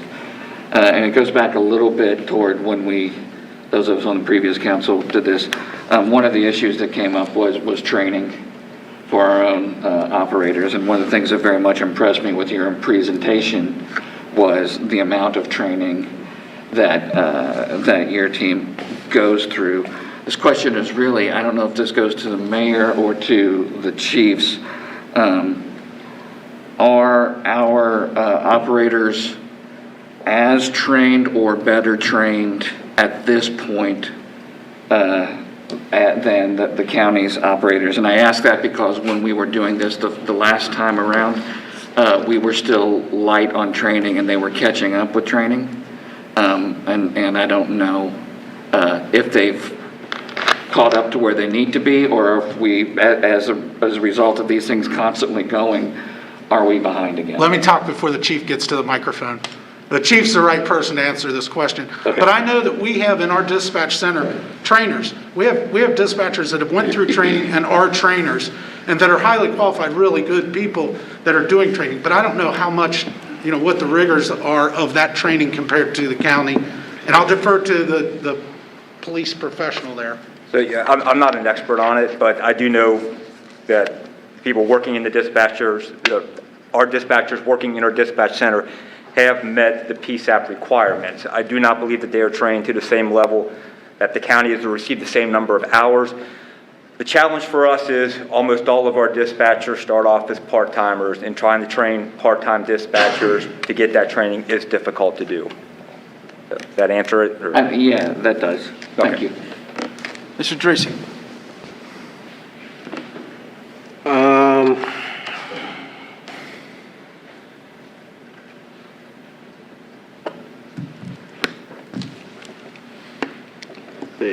This was asked. Okay, I guess I've got a question for Mr. Knapp. And yes, I do know Mr. Knapp from Loveland Sims, also from the county itself. I'm sure he doesn't really remember me much. But do you utilize grants for your equipment, or how is your equipment paid for? So right now, in my tenure since 2016, I've applied for grants. I've never received any grants. I have an operations coordinator. If you were to look at our job descriptions within our organization, a small percentage, I want to say about 5% of her job duty is supposed to be tasked with finding grants for us, but we have no active grants right now. That we're completely funded through the general fund. Okay, I guess that leads into the second question, is you guys receive a general fund from the county, and you are also funded by this $5, $16, $12 call fee. So the call fee on top of the county budget is essentially a double tax, if we're looking at taxes. Essentially what I'm saying is, I pay my money to the county, which gets put into the pot for you guys, and then on top of that, I'm paying another $5 per run, or per call, I'm sorry, per call, to fund as well, right? There's a user fee associated with using our operation. If you consider that a tax. I'm just trying to figure out why the county communications, or I guess this would be more of a question for the commissioners, why it wouldn't be a free service if we're already putting into the county budget. I think there's a user fee formula was actually completely overhauled back in 1994, so you'd really have to go that far back to kind of find out what was going on in the minds of the county commissioners. And you're right, there are a handful of counties around us that where they don't charge a fee for their dispatch use. Most places charge some type of fee, and really that is that fee. I can't say it goes directly to capital improvements. I can't say it goes directly to personnel. But that all adds up, and it gives everyone that's involved in it just a little bit of skin in the game, so that there's not one larger person that takes advantage of the system and overruns it and causes a problem for everyone else. So I see the user fee as just a way to, again, it's now that it's at $5, it's a very low cost, it's a very affordable, and there's it'd be very difficult to match that exact fee. So it's a matter of sharing the costs associated with the shared services model. Mr. Gabbard? Just real quick, I have a question for you, because it's a part of this response to here. I pay taxes to the county as well, and for the parks, but I still gotta buy a park pass to go use the parks. We have swimming pools here that we pay taxes, and we have in our budget for the city of Norwood to use the pools, but you gotta pay to use the pool, so, that was whatever. Speaking of the cost, in an email that was provided, that was from the mayor, he talks about runs. Some people use the word calls. Can you give us details on what the $5 is paying? Is it per call? Is it per run? And the details of that. That's a great question. We actually call it a billable incident, and at a very high level, the way to understand this would be if we take a phone call and we do a radio dispatch, that's where the user fee comes from. So we do not assess a fee for a traffic stop for the police department, for example. Anything that's officer initiated, there's no fee for. If officers call in and ask for a wrecker, if the fire or police ask for notification of your public works, your health department, your water department, your and I was going to say CG&E to kind of date myself there, but Duke Energy, Cincinnati Bell, there's no fee. The only time that a user fee is assessed is when we take the call and we dispatch the call. And that could be one time for police, one time for fire and EMS. Years ago, for whatever reason, the user fee included one for fire, one for police, one for EMS. So on an auto accident entrapment, for example, where you're going to get a police, fire, and EMS response, you are getting three individual billable details. We've eliminated that now. Fire and EMS is considered one billable incident. Just to follow up on that if I could. So, just as a point of clarity, major auto accident, 6 people call in, that's still just one? That's correct. One billable, okay. That's correct. Yeah, and that's not that uncommon, that, Right. especially with having an interstate system through your area, I'm sure you encounter that a lot, where there are multiple calls for the same incident, and, there's only a single fee for that. Thank you. Thank you, Mr. Garber. Mr. Brady. Thank you, Mr. President. I have a quick question for the mayor, and also I have a question for the auditor. Is that okay if I can start off with the mayor? I don't want to go outside, or you called this meeting, sir, and I want to stay within your, I want to stay within the realm of your meeting. Do we have anybody from the department, from our PSAP department that may want to speak tonight, or is that something that might not be inappropriate tonight? No, that's not appropriate for this meeting, but at the council meeting, there's something on the agenda for the council meeting Yes, sir. tomorrow that they can all put in and talk to. And then if you guys want to hold a committee of the whole meeting, you could do that, sure, absolutely. Yes, sir. Thank you. Appreciate that. So my question is for Mr. Stiff. Can you go over some budgetary projections and costs? Yes. Well, some statements have been made tonight about, sort of tabling the cost discussion, or we don't know what this is really going to cost.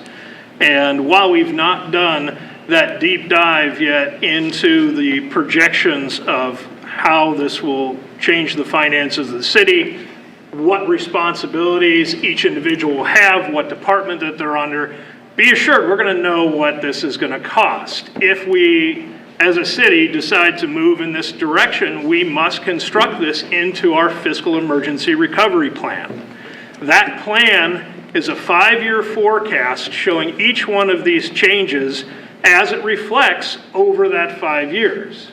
That plan is written and worked on exhaustively in this city, and then sent to the state, who comes back to us over and over to the penny, literally to the penny, even though they have us round up to the $100 on this. If you're off 1 penny on a projection, they're going to say, hey, this should have been 53 and not 52 cents. So by the time we get to the point of having that FRP, hopefully the reasonable construct of it by the end of January, you're going to have those numbers, and you're going to know who's going to be in what department. You're going to know what responsibilities have to be covered. You're going to have the chiefs looking at the responsibilities that need to be picked up if we go in that direction, and saying, here's the staffing needs I need. Here's where these individuals are going to go.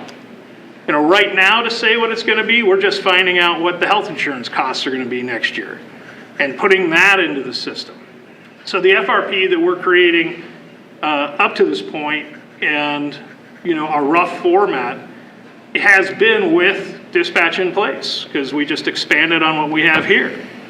And if the city wants to move in this direction and investigate what that overall cost will be, how we're absorbing the 4 individuals the city wants to keep, or for those new positions, and what the expenses will be for those new departments, those will be there. And they will be gone over in exhaustive detail. It's not just a guess, because we're locked into that FRP once we publish it in March. Thank you, Mr. Stiff. Mr. Kelch. Thank you, Mr. President. I have a question for the mayor, if I could. So you're saying earlier that cost isn't really the reasoning behind this, even though it is a benefit. If the sky isn't falling with our current dispatch, and they're not doing a bad job at all, and it's, to my knowledge, not money being spent that's keeping us in financial recovery, and it's money that's budgeted for and there to spend, and money's not the main driving issue, why are we not just doubling down and making sure that our current dispatch has the equipment they need, the technology they need, and the training they need, so that they can better service Norwood than they already are? And a year and a half ago, obviously, a different cast and crew of people here voted on keeping dispatch and spent money on technology. You know, why can't we look into the proper technology, the better technology that we would need, doing research there to try to present that to council rather than just doing away with it? A service that, and I know you're going to talk about the money, Mr. Renard, that's what you're here for, but I mean, the amount of emails and calls that I've received just this week on this, I mean, it's clear to me that the residents do not want to get rid of dispatch. So if it's not about money, why can't we just look at it, all right, this is what we need, let's create a plan for that so we can buy this year, this next year, and build a better dispatch than what some people think we have now. Mr. Mayor? I got a few things on that, Mr. Kelch, and I really do appreciate you bringing those up, because I have a couple bullet points here that I'd written down, and I thought, well, these are things that I really need to make sure they get out there. First of all, and I think both chiefs have talked about the depth of resources, that the city will never be able to do that when it comes to emergency stuff. We have a pandemic going on in our city right now. And from the time the pandemic started, I started worrying about the police fire coverage that the city is going to need. What if COVID-19 went into our police house? We don't have 100 employees sitting on the bench waiting to go. So looking at a pandemic right now, we got 8 full-time dispatchers. Really, we have 16 dispatchers. What if COVID-19 took out our dispatch right now? And that's where I say resources, and the depth of resources is important to me, because that has been weighing on my mind the whole time. We are having meetings every week talking about COVID and talking about staffing and talking about how we're keeping our staff safe, how we're doing those things. Quite frankly, that dispatch center makes me the most nervous, because the people that are in there are trained and doing a good job at their emergency stuff. I wouldn't want that job. It is a scary job. Sitting over their shoulder and watching them dispatch for a person who's having a heart attack, and them being calm and taking care of those things, that's important. I did that years ago, listened and went to a dispatch center and listened to stuff. I've been around that stuff, and I wouldn't, it's a scary position. It's even harder when you're working with minimal staff. And I think that's an important, so depth of resources, training plans and certification, retraining, recertifications, making sure we're staying up on those things is important, very important. Command staff, having the right people there. Right now we have a lieutenant in our police department that's over our dispatch center. Is that the right person? Well, he'll be there for a little while, and then we'll change it. We've had, over the last 10 years, we've had 3 different people doing that. Is that the right person that should be supervising this call center? What qualifies him to do that? And I think I talked to a police officer who'd been there, who had been a police officer for years, and they said, well, it used to be that if you were working in dispatch, you were in trouble. You did something wrong, they threw you in dispatch. That's not the type of dispatchers we have now. But I think that's an important part, is the command staff that they bring to the table. Those are big ones. When we talk about funding, of course, is an issue. In the back of my mind is what's going to happen in Columbus, where they're going to they're going to say, you know what, instead of paying taxes where you work, since you're working from home, you can pay your earnings tax from where you live now. And a lot of people that make good money don't live in the city of Norwood, but they work in our offices. But if they change that, we're going down a rabbit hole. It's going to be very bad.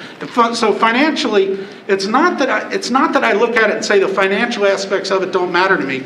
Quite frankly, I'd like to. If you look at it, funding, it's going to be over 5 years. Maybe it'll be $700,000 a year. Looking at some of these numbers, $700,000 over 5 years. That's $3 million in 5 years. So $3 million that the city will be able to use maybe to prop up our treasury because we don't have money coming in, or maybe we can use it for some social services, some different programs that can help our community members. Maybe we can put more money into helping our people and improving their lives. And then, guess what we can also do? Maybe we can work on streets. So the funding part is an aspect of it, but quite frankly, the key parts of it are the resources, the depth, improvement of services that I think that are there. The strength of it is really in that part of it. The funding is an important part, don't get me wrong. I never will not look at that and say, well, what could I do with $3 million over the next few years? We got a ton of stuff we could do with $3 million, a ton. I've never won the lottery. I'd like to win the lottery once, but $3 million in a city like this goes pretty quick, and that is a big part of it. So it's money, it's resources, it's capabilities, it's all the things that the fire chief and the police chief talked about, plus the funding, and that's it, Councilman Kelch. I mean, it's not. I don't look at it and say, I don't think we can keep, it's not sustainable. Our current dispatch system is not sustainable long-term for us. We will be back in the poorhouse pretty darn quickly if things go the way they could. And I don't mean to be a doomsayer, but they could go bad. We're doing okay right now financially, but they could go bad quickly. And this is an area where we can maybe provide ourselves a cushion to do other things. The rebuttal by Mr. Tracy, please. I'm sorry. Rebuttal. Mr. Tracy. Through the chair to the mayor, yes, rebuttal. Times 2, I believe. So you've got all these high hopes for this $5 million pie in the sky, which is great. That's awesome that you have that. However, how many people are you replacing by getting rid of dispatch? I mean, by that I mean, I think I counted 8 positions that were sporadically said throughout this meeting so far, which is 8 positions at dispatch. Now, are we going to pay the dispatchers that take these positions the same amount of money that they're making at dispatch? If we are, doesn't that just void out what we're trying to do here? May I answer that? Yes, sir, Mr. Mayor. Oh, well, clearly, I guess you've never worked night shift, you've never worked weekends. I mean. Yeah, I'm going to chuckle because I worked night shift for 20 years, bud. Well, then you understand, just so you're aware. I worked night shift for many years also, but I made more money. I made shift differential. If I worked on a Saturday or if I worked on a Sunday, I made much more money doing those things.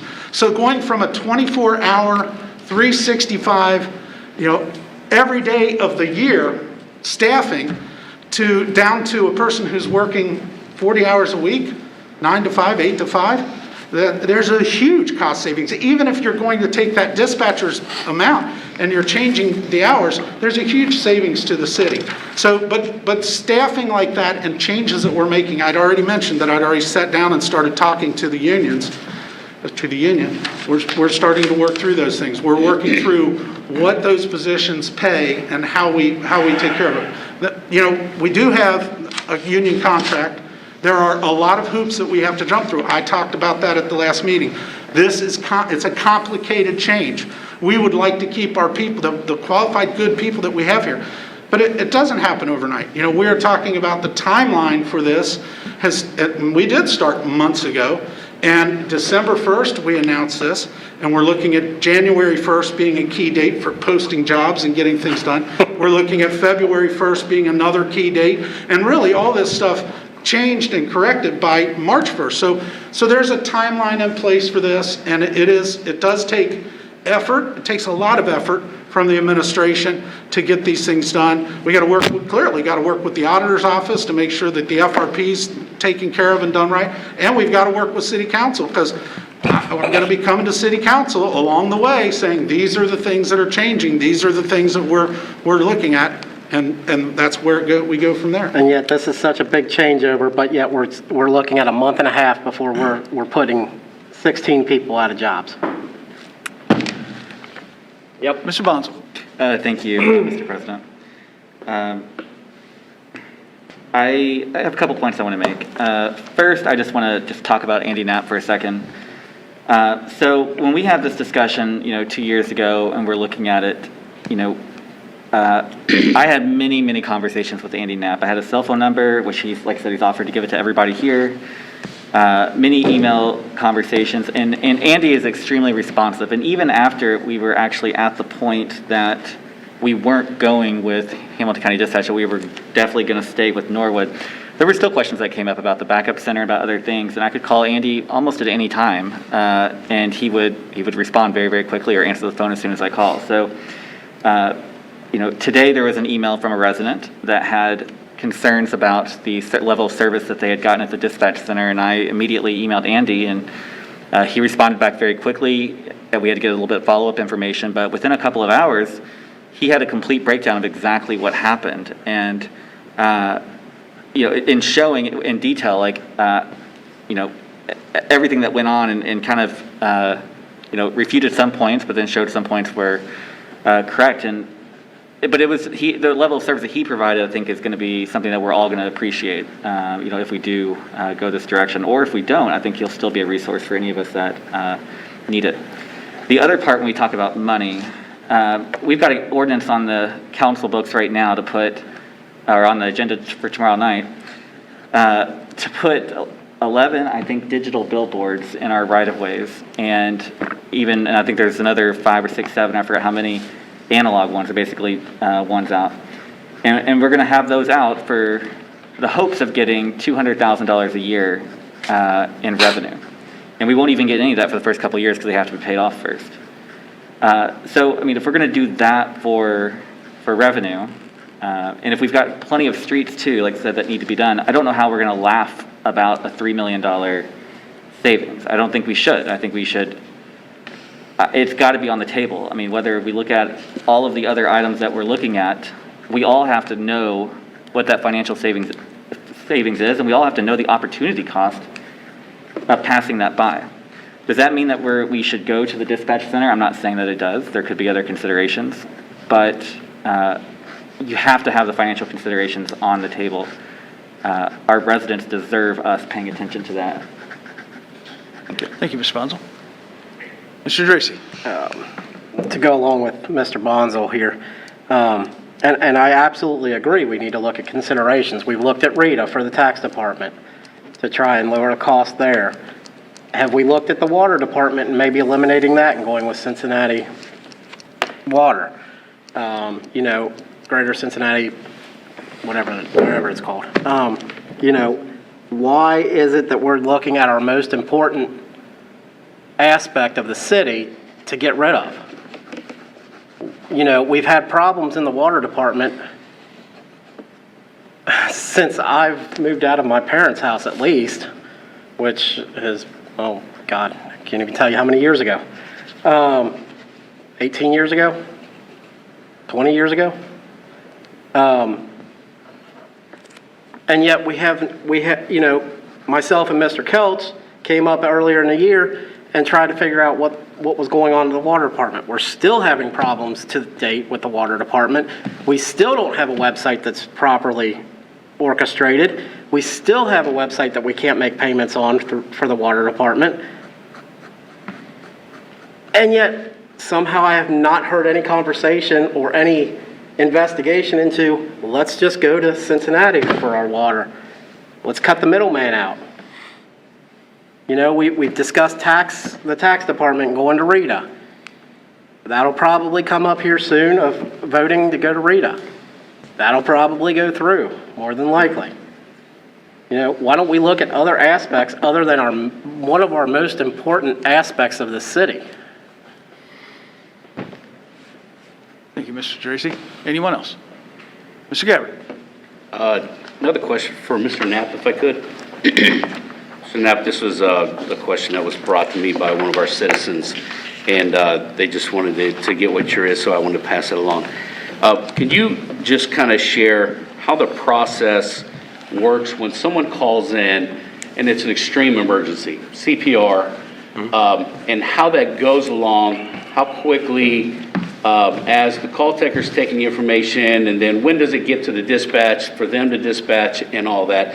Could you just kind of briefly share how that process works just for this question? Absolutely. So I could start at a very high level with the national standards. The NFPA, the National Fire Protection Association, has what's called the Standard 1221, which was just revised back in 2013.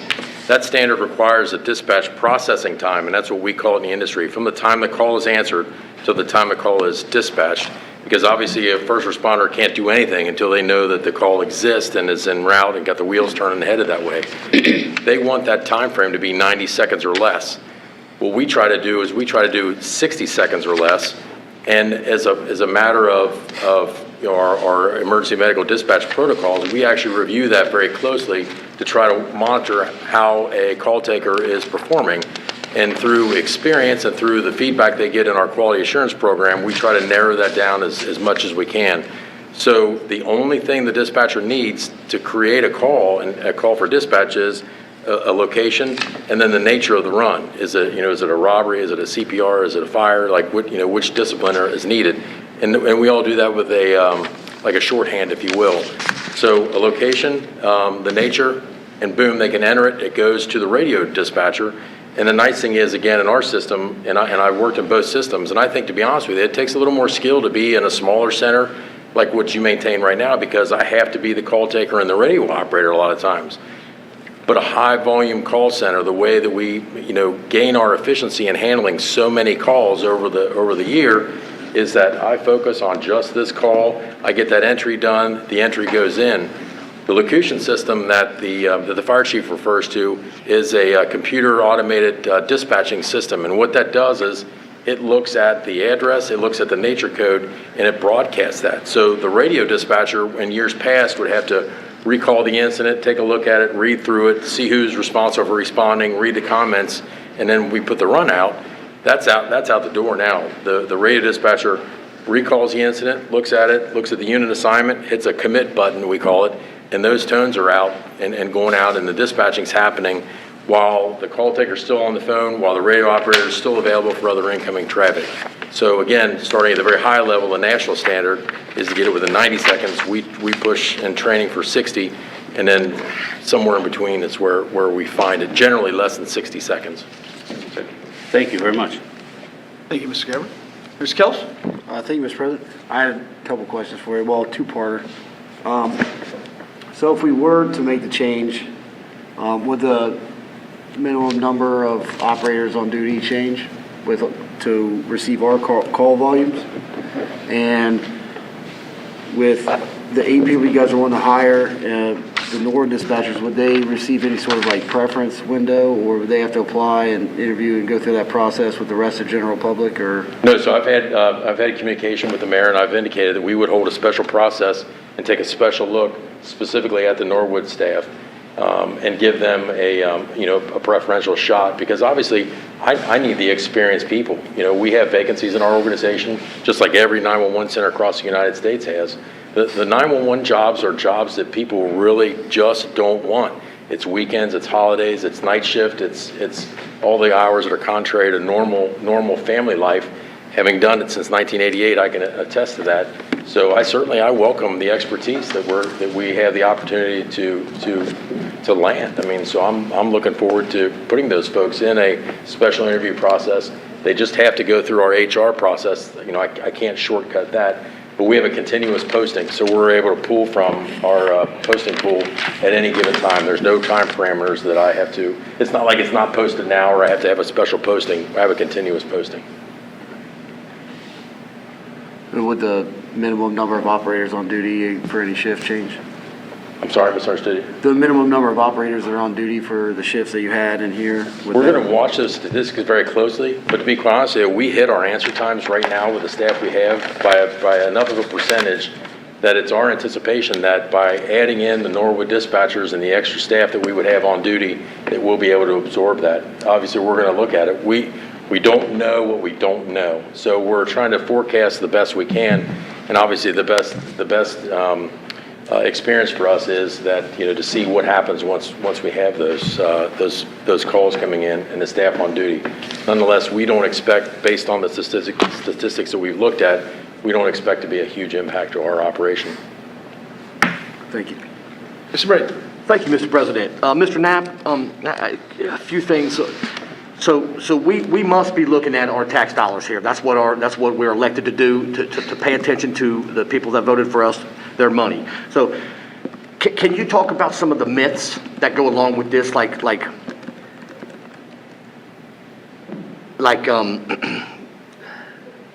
we will not be able to return to our own PSAP department, and that our calls will be longer, our call times will be longer, that it'll take longer for our police and fire to show up on scene, and that we will get less personable service if we go to the county, and that the Norwood, our PSAP department knows our area better than Hamilton County. So these are some myths that I think I've debunked myself that maybe others are looking at. Can you speak to any of those at all? So I can't, when we talk about the response time, will it be longer? I don't know what your current processing times are. I've never seen that. I've never asked to look at it and never have been asked to look at that. So I don't know current processing time from the time a call is answered till it's dispatched. But if someone were listening to the radio and trying to gauge a response time based on when they heard the dispatch being put out, I have nothing to do with your responders. The advantages you're going to gain in our environment is a dedicated call taker putting the information into a dedicated radio operator. It's a different environment. So I do not believe, because if the response times were increased or made worse, I think I would be hearing from the people that I currently operate for, and that's not what I hear. Follow up? Yes. Yeah, I think that's what we're getting. That's what I'm getting, that we are actually getting better service if this is implemented. That's not what he said. Oh, that's exactly what I hear, That's not what he that said. their Tracy, technology. Mr. Brady has the floor. That's kind of what I'm getting, and what I'm getting from this. So one more thing to follow up, and I don't want to. We all got emails today. There's residents upset. Hamilton County, they say that when they call 911, if we do this, that it's going to take longer to get through. There's someone said that it took 13 minutes to get through. I find that a little hard to believe. Is there a scenario where someone calls 911 and it takes 13 minutes to get through? Not to my knowledge. I was alerted to that incident this afternoon, and we did an investigation and found that there were 15 calls that came in simultaneously in a 3-minute time frame. And so our dispatch staff on duty, out of those, the call specifically was about a Lockland, I don't know if he's a football player, what type of game was going on, but someone at Lockland High School stadium was having a seizure. So we did an investigation. We even had all the way down to the individual cell phone that called it in. That individual was one of 7 people calling in the exact same incident at the exact same time. So, and in that same time frame, we had 15 calls coming in at the exact same time. Now, I will tell you that our dispatchers are good, but they're not going to answer no differently than any other smaller dispatch center with less people that have on duty. Nobody can answer those flurry of calls coming in at the exact same time. And that creates a type of call that's called an abandoned call. So in the call service industry, we look at abandoned calls, and those are calls where they were dialed into 911 for whatever reason they were not answered. We have a policy that we call those calls back. Very much, I'm sure Norwood does the exact same type of thing. The person that said they were on hold for 13 minutes, it was a matter of 68 seconds from the time they called until they actually hung up. Another thing that's kind of a misnomer from the general public, although I can understand and appreciate it, is that if you hear a telephone line ringing, and no one's answering, you're going to assume the worst and think, oh my gosh, I'm not getting through, what's going on? So what's your reaction is to hang up. The challenge is when you hang up on 911, and then call back, you've just taken yourself and doubled the workload, because we have to call back those abandoned calls coming in. Nonetheless, that person who let the phone ring, we approximate about 17 rings. When they hung up, they were called back within 2 minutes. In the grand scheme of the entire incident, there was already paramedics on the scene. So there was I guess because of part of the preparation for the football game, it was, I don't know if it's football or what kind of game it was, but Lockland EMS was already there. They were staged with an ambulance already on the scene. So the reality is that it was not 13 minutes, it was 68 seconds. That person was called back within 2 minutes. And in our environment, that's a reasonable amount of time when you get 15 phone calls coming in simultaneously. Mr. Brady? So, yeah, I would just want to clarify, I want to bring up what Mr. Gabbard said, that we appreciate you being here and understanding that this might be a hostile environment, but not towards you. No, And I I bring that up on purpose so that you could clarify that, because that's what we're being told, and these are myths that I know of that are being circulated, and I just wanted to give you a chance to respond to that. So, and I kind of knew the answer, but I appreciate you being candid. Thank you so much. I appreciate it. Thank you, Mr. Brady. Mr. Bonzo? Thank you, Mr. President. Just a question on Mr. Knapp. Could you talk about the knowledge transfer process? So one of the worries that I've heard from people is that, our current dispatchers, they know, every nook and cranny. They know the vernacular that's used to describe certain parts of the city. How does that look? How does that knowledge transfer look like, and how do your dispatchers kind of help find those places when people say it? So what we plan to do in talking with the police chief and fire chief is we're working with the police chief and fire chief to identify a couple of things. We're going to identify your major landmarks. We'll get a list of your businesses, a list of your what we call common places, so that when someone rattles off the name of a certain park, we're going to try to find that park. Obviously, our questioning is to always ask, what is your address? And the reason we ask what is your address is the information and the data that we see within the 911 system is only as good as the human that input that. We never rely on that. If we have voice contact with someone, we are always going to ask, what is your address? And a lot of times people think, well, just look at your screen, you see where that's at. Well, the screens are fallible. I mean, the screens and the data is entered by a human being. I have voice contact with a human being, so I'm going to confirm the address and go through that process. So we're going to get your list of businesses, a list of common places, the list of, maybe municipally owned land, if you will. We're going to do everything we can to find the pitfalls, probably no different than when you bring a brand new policeman or a brand new fireman into the environment. They have to drive the city, they have to learn about the city, they have to learn the nuances, because not everybody, I bet you a lot of them have grown up in Norwood, but not everybody has grown up in Norwood. And our knowledge transfer then will happen with the police chief and fire chief based on their experience. And we have what's called an agency file. So no different than if you think when you call any customer service oriented location, and I always equate it to the cable company or satellite TV company, they don't know exactly what you're holding in your hand, but they've got a script and a series of questions they can ask you to identify what it is you're looking for. An example, when is mayor's court? How do I pay out traffic tickets? How do I get a fire inspection on my house? I'm doing through an adoption, I need this. All of those things we will, as much as we can identify in advance, and we've given the police chief and fire chief a template to fill out for us, we'll identify all that and we'll have that in our computer system so that we can try to serve the residents the first time they call, and that they don't know that the difference between calling the dispatcher for the city of Norwood or the dispatcher for Crosby Township. That's really our goal, is that it's transparent to the end user. And the more information we can have in that, that's how that knowledge transfer happens.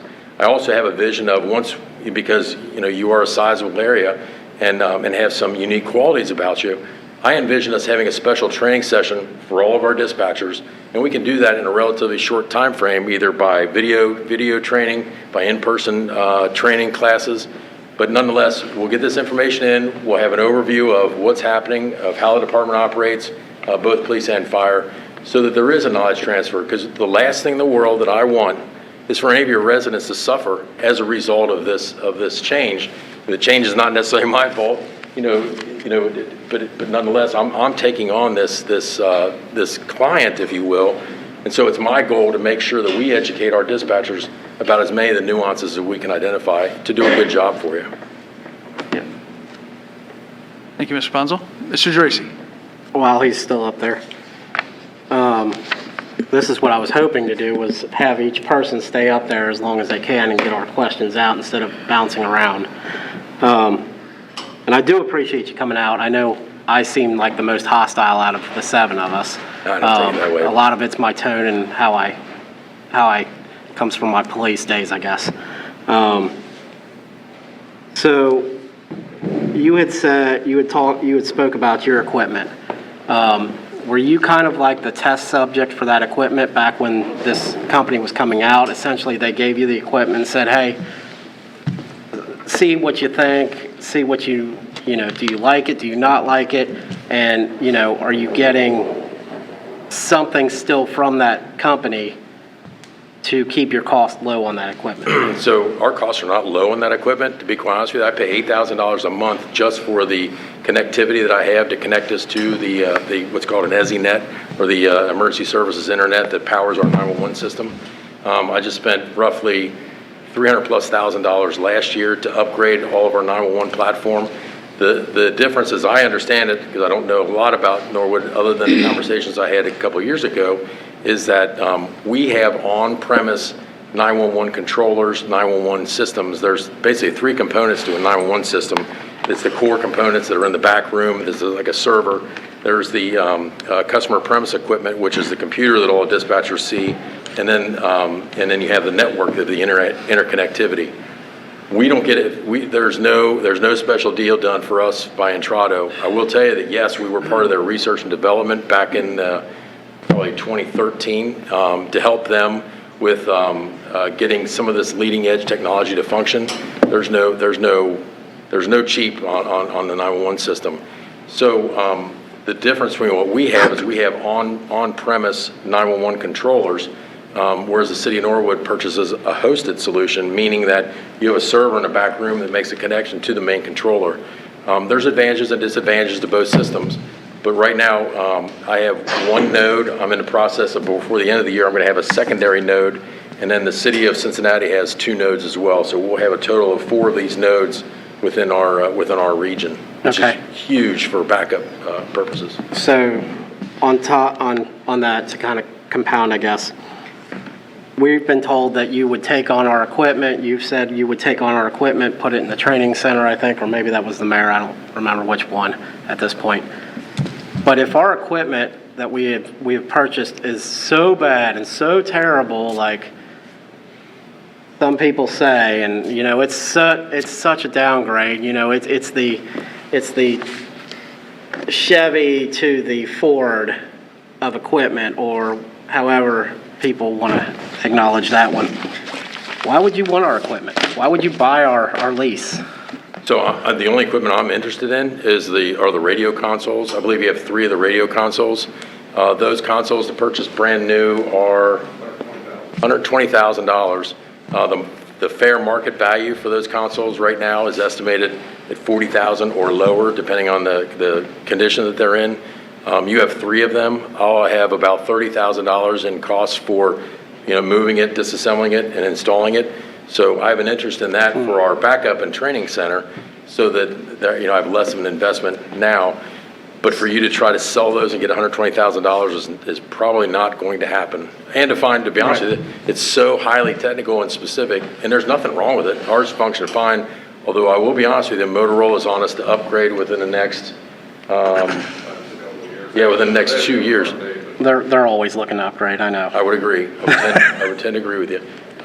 So that's why I'm interested in that radio equipment, because that gives us the ability to move that equipment into our backup and training center, so that I can do hands-on training at those positions. And what would you be offering us? Fair market value, or what we paid for it?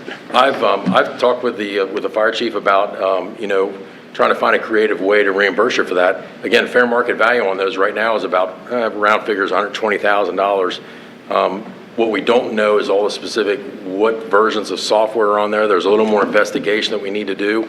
I offered $100,000 to take that equipment, and I still have to get, that's me as Andrew Knapp, the director. I got to get Hamilton County administration to agree to that.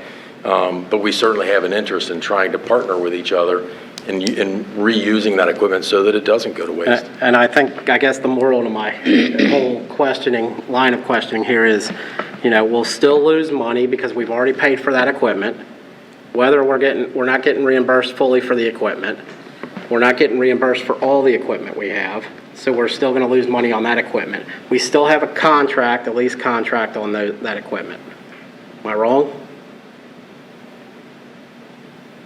Anybody? Who are you addressing? Anybody. Well, the only ongoing, has it right here on the spreadsheet, the only ongoing lease after 2021 is with the 911 equipment. that we would still potentially could be continuing, but it looks like we haven't explored the exit options for it. So that's a $30,000. And two, just also say, all of these, like, when you sign a lease like that, or when you buy equipment, those are sunk costs. I mean, those are costs that we made that they can't be changed. You can't base your future decisions based on, I might have spent that money in the past. You need to base it on what you're going to spend or not spend. You're correct, but we'll still be paying that cost. That's what I'm saying. But it's We're paying a cost for a system we're not utilizing anymore. But again, it's a sunk cost, so it's a $30,000 cost, and potentially we could get out of it or could potentially sell it. We just don't know yet. But it's a sunk cost. We'll be paying it whether we have our own or not, but we'll be saving. We're only selling a portion of it. We're only selling three pieces of it. That's the point I'm getting. You're talking about the radio consoles, so that's different. So that's not what I was referring to on the 30,000. So the radio consoles are what we're going to work to, from what I'm hearing today, partner with to see if we can find a good price for that. You could keep them. I mean, I'm okay with that, too. I don't. No, that wasn't, what I'm trying to get at is, what I'm trying to get at here, which I guess is getting lost in my verbiage, is that we're still going to be paying for a contract that we're not utilizing the equipment for. We're not going to get our money back that we've already spent on the equipment a year and a half ago or a year ago or whenever it was spent. And yes, upgrades are going to have to come. Even Hamilton County has to do their upgrades. It's inevitable for any system. You're going to have to upgrade to stay with the times. It's going to happen. This is something that we've had for 30 years. 30 years, I think, maybe longer, with our dispatch. We're the last man standing in the county. Last man standing. Anyone else? Mr. Bunce? No, I was saying, I think Mr. Brady has his hand up. Just last point here, because we can go on about this for hours, I'm sure, but. I got So is it your questions. point, Mr. Dracy, that we keep this at all cost? And I know money shouldn't be an issue, because we're talking about the safety and lives of our citizens, but we keep this at all costs, no matter what. I mean, we're supposed to be custodians of our people that vote for us, our tax money, man, and they're looking at us for guidance. And so at all costs, so no matter how much this costs us in the future, we should keep this department no matter what. Is that the stance that we're taking? Because that's a little dangerous. That's something I'm looking at, because I have been contacted by many residents. And, I have been told we do not want to lose our dispatch by many residents. I don't want to lose it either, sir. I do not want to lose it. By many residents. But I at what haven't cost? yet heard one say, come up and tell me, yep, get rid of it, bye, see ya. But I have had emails, text messages, calls, Facebook messages about, we need to keep it, it is our stronghold, we need to keep that dispatch, it is important to the city. Response, sir. One last response. I'm sure the mayor has gotten many calls this week. Mr. Brady? Thank you, Mr. President, and I appreciate that. And Mr. Dracy, I appreciate that, sir. I can respect your position, okay? I can respect it, because I too feel the exact same way you do. I have a personal, I've been in Norwood for 50 years, and I love this department, and I love everything about this community. And I respect your position, and I do. We need to look hard at the money that we spend. Change is hard, change is difficult. Is it time to change? I hope it's not. But if it is, if it's the right thing to do, we really need to look at it. So I respect your position, and it's mine too. Keep it, but it really at all costs is a dangerous situation to be in. And I know you've heard from residents, because you have to have heard from residents. They don't care about the cost at this point. They want to keep their department. They want to keep that dispatch, because that's the same thing I've heard. I know you've heard that. Thank you. Thank you, sir. Anyone else? Mr. Gabbard? I guess I'll just finish with kind of a comment. I'm real concerned about losing a department and it not being council's, involvement, and it just being the administration being able to make that. And apparently have already made it, because according to his thing here, as of December 1st, announcement made that emergency and non-emergency dispatch will be through the Hamilton County effective February 1. So apparently the decision's already made. So quite frankly, I'm not sure why we're here tonight. Seems like a waste of all of our time, other than we've been able to ask Mr. Knapp, who's generously come tonight, to be able to ask him some questions that we've been inundated with for the last several days. So I'm not really sure what the mayor's purpose was. We have 8 full-time dispatchers, but from my account, he's got 5 positions. He's promised a fire chief a secretary, he's promised a police chief a secretary, he's promised to add another clerk of courts, and then the 2 positions that would go into this 311, that's 5, so we're only really losing 3 positions. And, like I said on council floor last time, we can't look at everything based on money, and there's a fine line here as far as how much do we spend to keep it, and we need to look at those. But this is, when you lose a whole department and a service that, as Mr. Knapp said, the chances of getting it back are slim to none, and I think Slim's already left. That's tough. And I mentioned that before as well, that and this is not to drive fear or anything like that, but if I was a city employee, I'd be nervous. Because we've already started talking about RETA and getting rid of the tax department. We're now talking about getting rid of our 911 service. We've been having problems in the water department, as Mr. Geraci alluded to, and that's been a big problem. What's next? What's our next service that we're going to get rid of for our citizens? It was brought to me that, why are we the last one standing? Is it because we're stubborn and, are we not the smart ones to go with everybody else like everybody else has? There's a lot to be said about having your own. I look at that as, we're our own entity here. We have services here that we're able to provide for our citizens that nobody else is able to do. And that's a big thing for me. And so I hate the fact that we don't have a vote on this. And I'm not real sure. I really am disappointed in the mayor tonight that he didn't have our 911 representative here or supervisor to be able to give us our side for us to be able to compare to. So when we ask a question, Mr. Knapp, of what's the cost, what's this, what's that number, we have nothing to compare that to. And we have to wait till another meeting? That's shady. And so very disappointed in that. Disappointed actually, quite frankly, in how this has all been handled. But it's not in our hands. And, good luck, Mr. Mayor. I guess since everybody's wrapping up. I just want to do a point of order. So didn't the mayor say at the beginning of this beginning today that council has to pass contracts for this to happen? I mean, can we ask the mayor to respond to that? Mayor Schneider? Yes. Quite frankly, council's going to have to pass contracts to engage Hamilton County. Council's going to have to pass the financial recovery plan and the budget, and all of those things are going to have to be passed by council. You're absolutely correct. So, it is a decision that I, as the mayor, have made, utilizing the experience and expertise and the research by the city staff, the city staff being our professional fire chief, our professional police chief, who actually, the police chief is the direct supervisor of the lieutenant, who you're talking about as being who we were going to come and play counterpart to what the chief of police says. So he's going to come here and talk to council and say, you're absolutely wrong, police chief, my boss. I'm going to tell you this is how. I don't think that's going to happen. I don't think that would be productive to have him here doing that. And that's one of the reasons I brought the chief of police here. The chief of police is the guy who runs the police department. He ultimately has the responsibility for running the police department. The fire chief has the responsibility to run the fire department.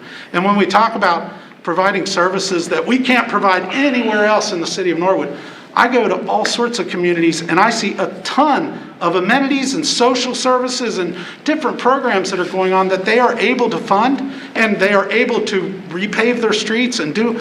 And we, quite frankly, have not been able to do that. And we're in a fiscal emergency. So when you say that, I would love to have $1,000 that the city can give to different organizations for social and welfare type stuff. We don't have it. We have zero. We don't have the money, the funds to do all those things that other communities have. We're lucky to have a swim pool. We were lucky to have our swim pool running this year.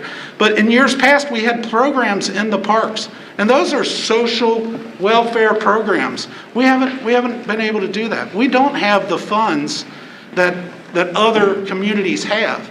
And that is a challenge. So the reason why we did this meeting, why I called a special meeting, was so that you could hear from the two people that are in charge of our emergency services, the two people that are directly responsible for providing that, would come up and give I'll call it expert testimonial. And the person that could provide this service at a much cheaper and much more resourceful way is another expert that I asked to be here. So I asked for 3 experts to be here. I wasn't asking for a bunch of conjecture. I wasn't asking for a bunch of biased stuff. I wasn't, quite frankly, this has been a political football. It's a political hot potato. All of you are coming up for election soon. How you vote on this could make a difference. Do I really ask council to make this decision? As the mayor, this is the decision I take upon myself. And I really think it's the right decision. So that's what this whole meeting was about, is trying to make the right decision for the city. And that's quite frankly, I think I answered that question. I don't know. Thank you, Mr. Mayor. Mr. Dracy. I guess since everybody's ready to go, and I'll put my closing statement out there. Again, like I alluded to, Norwood Dispatch will be putting a 10% run capacity onto Hamilton County. That's an increased 10% load. There's no guarantee that the cost will rise. We could potentially look for grants for the equipment. I'm not sure why that hasn't come up.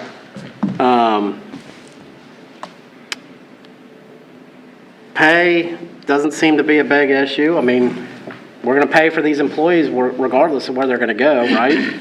So whether it's 8, whether it's 5 people, we're still going to pay for them. Why not take Lieutenant Rankin's position, take it out of the hands of the police department and make it a civilian position? Why not find somebody in the civilian area to run the communications center, as Mr. Knapp is? We have high hopes and many positions that we're looking at to fill. So, we're looking at giving a secretary to the chief, giving a secretary to the fire chief. They benefit from this, from closing down dispatch. We're looking at potentially officers from 8 p.m. to 8 a.m. having to do additional workload. So when it comes down to contract negotiations, what are those officers going to do? They're going to ask for more money. That's what's going to happen, because they're getting an additional workload put onto them. It's going to happen.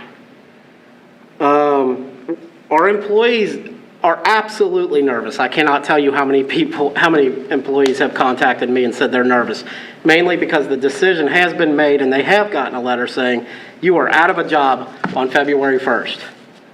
And without a contract even in front of council, we've already made that decision. I think it's been an absolute disgrace how this decision was made so fast, so quickly, without all the proper channels, without all the proper numbers, without all the proper information. Why not look into our own contracts? Why not take a platform of Hamilton County? Why not offer something to Amberley and say, hey, what if we took on your dispatch? Why not offer something to St. Bernard and say, hey, why don't we take on yours? I think St. Bernard is only dispatched through their fire department, and their police, I believe, maybe, is their own dispatch. Unless I got it backwards. Fire is only dispatched through you guys? They're both dispatched for us. Okay. Well, why not offer to the communities near us for our own dispatch contracts? Has that been thought about? Has that been looked into? Look into other departments. Look at the water department. We're already looking at the tax department. How many more departments are we going to sit here and close? Next, we're going to be doing a Little Miami Norwood merger and become a Little Miami Norwood Central Fire Department. You know, it's going to come down to the point where once the domino falls, they're all going to fall. And this was poor decision-making on the mayor. Anyone else? Mr. Kelch, I saw your hand up. Thank you, Mr. President. Yeah, I kind of wanted to, agree with a lot with what Mr. Gabbard said. There's some disappointment for me, and it's not really, so much just finding out now because I've talked to a lot of people about this, and there are some things they had to discuss and that before it came to our plates, but I'm really disappointed in the fact that we're just willing to just cut dispatch out. We're not willing to kind of entertain buying the right stuff. We can't even get exact price points on what that would look like. It's just bajillion, gazillion dollars, kind of what we're told. Like, I think like the mayor said earlier, we came in, this wasn't even on our radar. This was a done deal. It was already voted on, talked about, we bought new stuff. And then all of a sudden it becomes this super, very important thing. And we're going to save so much money. Like the majority of that money's already spent, it sounds like. So, I mean, to talk about the savings are going to go to, or we can pave our roads with hopes and dreams, because there's not much left after these positions and new positions, and keep I think when I talked to the auditor, I mean, he could speak on this more, but it's like a couple $100,000 for the E11 system. Like, with what money do we pave the roads with it? And I would just respect it more. And I think a lot of the residents would respect it more if we were just honest. And the people that want this and are pushing this just say, hey, man, we just want to save some money. That's it. Instead of being kind of told it's for the roads or we're going to do this with it. We can provide services. Just be honest. Just say what it is. And I think I would respect that more. I think our dispatchers here would kind of respect that more instead of being lied to or kind of patted on the back as they're getting pushed out the door and said it'll be okay. Just tell them what it is. It's for the money. Like, it's for the money. It's for a redesign. I'm sure the chiefs, they want some secretaries. They want some help. Let's just say that. Hey, we're saving money. We're getting them help, and we're doing this and that. Let's not lie to people. Let's not host these meetings like this, a special council meeting where we can't hear from the public. And it's set up as I felt like I was sat through a sales presentation. Mr. Knapp did a very good job. He's defending his people. I'm sure they do a fine job themselves, but I wanted to, and I said last meeting 2 weeks ago, that I wanted to hear from some dispatchers, some officers, firefighters, both for and against, because I know they're out there. I've talked to several of the guys, officers and fire department employees well, the majority of the ones I talk to don't support it, but there are the ones that do. Even though it might be better for mutual aid runs and that, there are a lot that don't support this. But I want to hear from those people. The same as I want to hear from those that do support it, to hear why, getting perspective for what the city's going to look like, what this is going to look like, why we want it. I think that's important. And say, well, we don't want to hear from this guy's subordinate where he's saying, no, boss, you're wrong. Well, I think it's important. I think that's important. Any good leader is going to listen to and take into account what their employees say, what those soldiers or firefighters, those police officers underneath them, what they say, what they have to say. They're the boots on the ground guys. And I feel like a lot of them are feeling like they're not being listened to, but that's neither here nor there. I would just ask the mayor, if just be honest and just say what it is. I mean, you said that it's not about the money, but it is. And the responses you gave, I asked, if it's not the money, it's the fallback, then what is it? Why is this going to be better? More resources with HCCC, that's money. Training, command staff, that's money. And then the third point you brought up was money. So it's like, let's just be honest with them and tell them, hey, we don't got room for you because we want to take your money and we want to put it over here and here and here.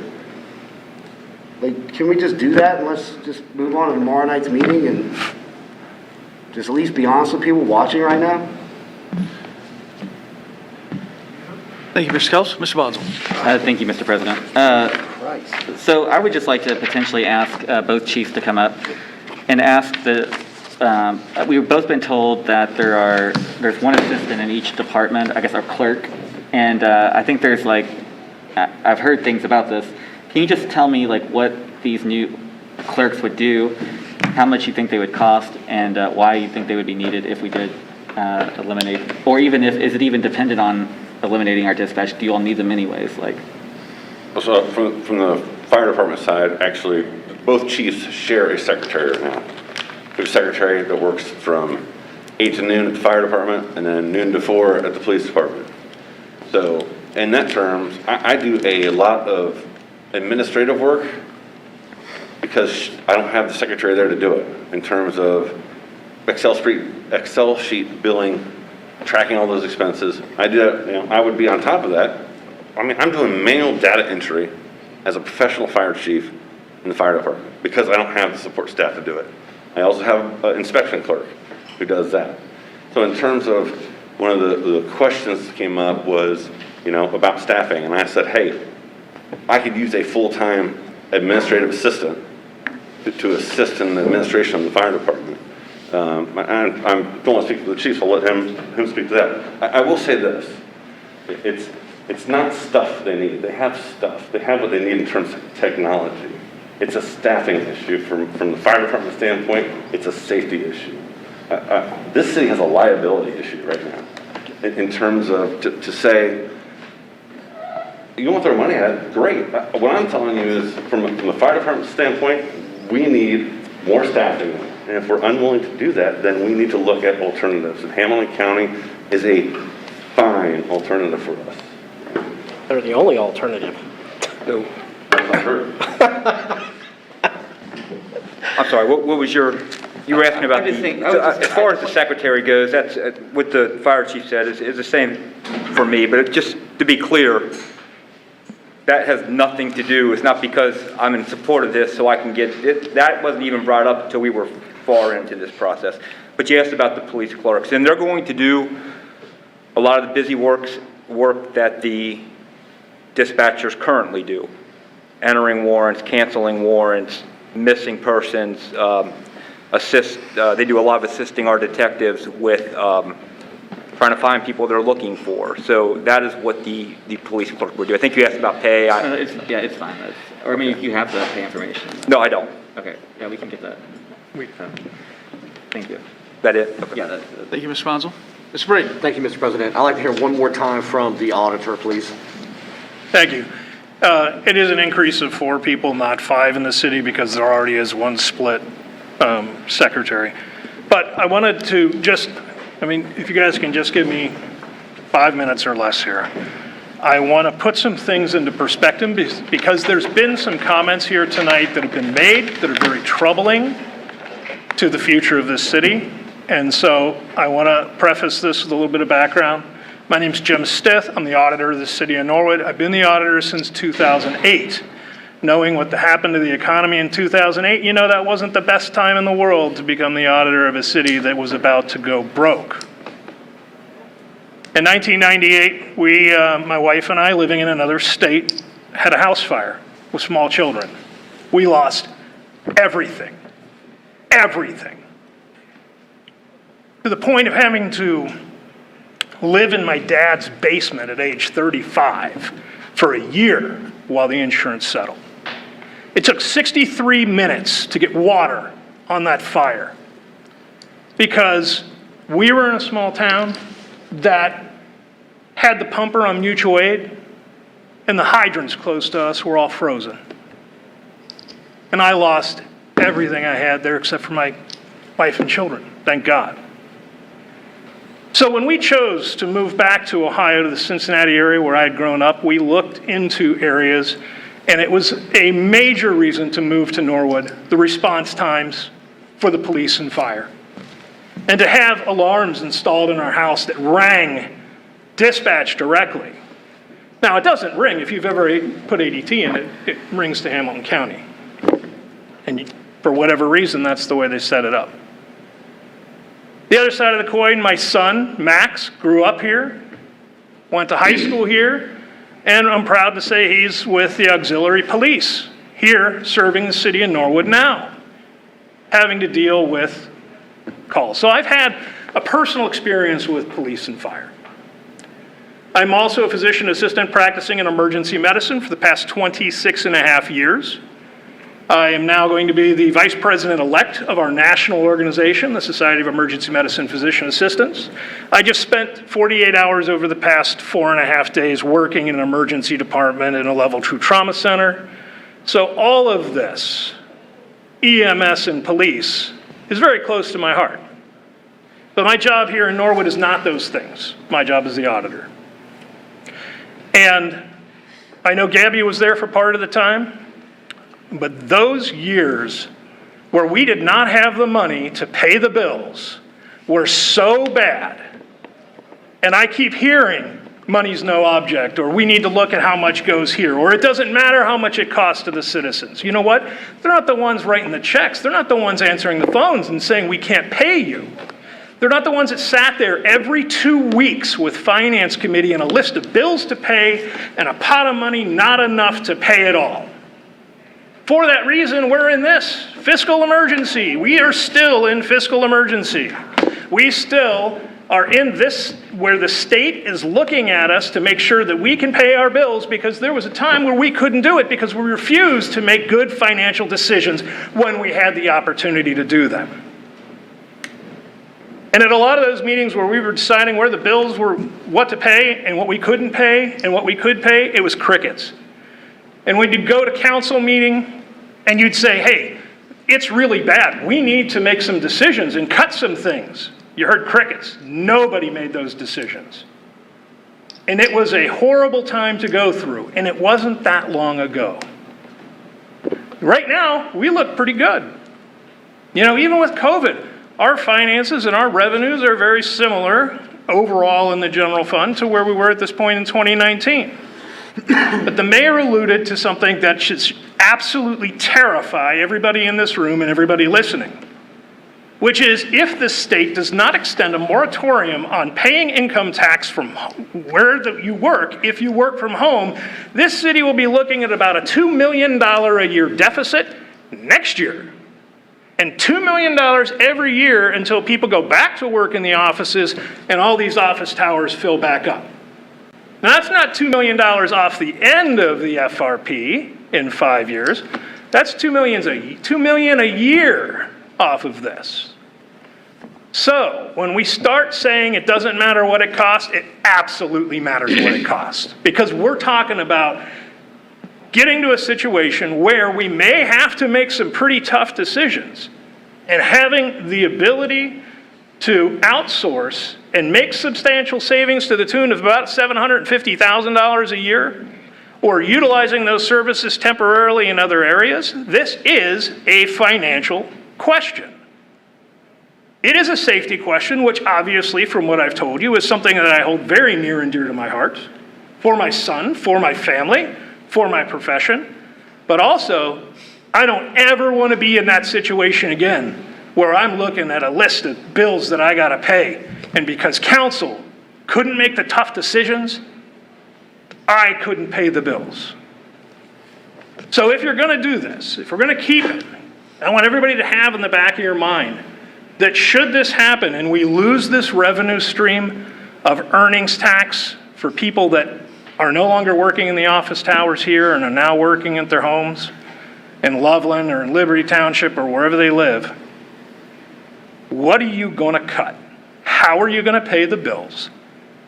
And walking into that meeting with that in your mind, yes, it's time that we should be looking at some things to outsource. We do need to take serious consideration at looking at these numbers, but we're hearing from the chiefs, this is the decision that's best for them, that's best for their departments. And financially, which is, guess what? That's my job to make that finance recommendation. Financially, for now, this is the right decision. And even if it's only 5 years of savings at this level, it's about $750,000 a year.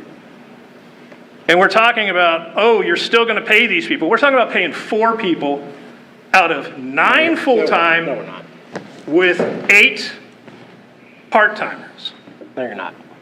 So I've got to have faith in the people who run these departments. I've got to have faith when the fire chief and the police chief came up and say, here's the staffing we need to do the job. When the clerk of courts comes up and says, here's the staffing I need to do the job. And I also have the faith that when the head of dispatch comes up, and last year, the projected 2021 budget was $1,068,000, and now it's suddenly $1.2 million. And I also can look back year by year how much the cost continues to go up. Cost does matter. Money does matter. We have other bills to pay. We have the citizens in the city to take care of. This should be part of the decision. That's about it. Thank you, Mr. Stiff. Any other comments or questions? Mr. Geraci? Hopefully, Mr. Stiff doesn't take it personally, but that's a nice little scare tactic on his part. Kind of going in with the mayor there a bit on the financial aspect, and we're supposed to be losing $2 million or whatever if this moratorium doesn't get passed. However, let's say we budget $1 million into the dispatch, we're still $1 million short according to your numbers, which is, okay, we're not 2 million, but we're only $1 million, You still got to look at it. We're still going to be short if the moratorium doesn't come through. However, you got people that are lobbying for this moratorium to not go through or to stay intact and for it to be extended, just like you have people on the other side lobbying for it to not get extended. I understand that. But Same arguments I heard in again, 2009, 2010. Again, this, just like Mr. Gabbard said, was an absolute pointless meeting if the mayor's already made his decision. And all I can say is that, we've put the cart before the horse, essentially, by saying you're out of a job February 1st, assuming that a contract was going to get voted on, I don't know, January 26th? Probably the second meeting of January is when this contract would come and hit the table. And again, last minute, limited information. I said it back when I was campaigning. I'm tired of last minute stuff being put on the table. I'm tired of last minute stuff. Sick of it. Anyone else? Any other questions, comments? Thank you to Director Knapp, Fire Chief McCabe, and Police Chief Kramer for your time this evening. We'll move on to item F. All members are present, so we'll go to G, adjournment. May I have a motion for adjournment? Mr. Thompson. To adjourn. May I have a second? Mr. Bonzo. Please call the roll. Mr. Bonzel? Yes. Mr. Gabbard? Yes. Mr. Geraci? Yes. Mr. Kelch? Yes. Mr. DiNardo? Yes. Mr. Thompson? Yes, sir. And Mr. Braden's a yes. All members present, voting aye. We're adjourned.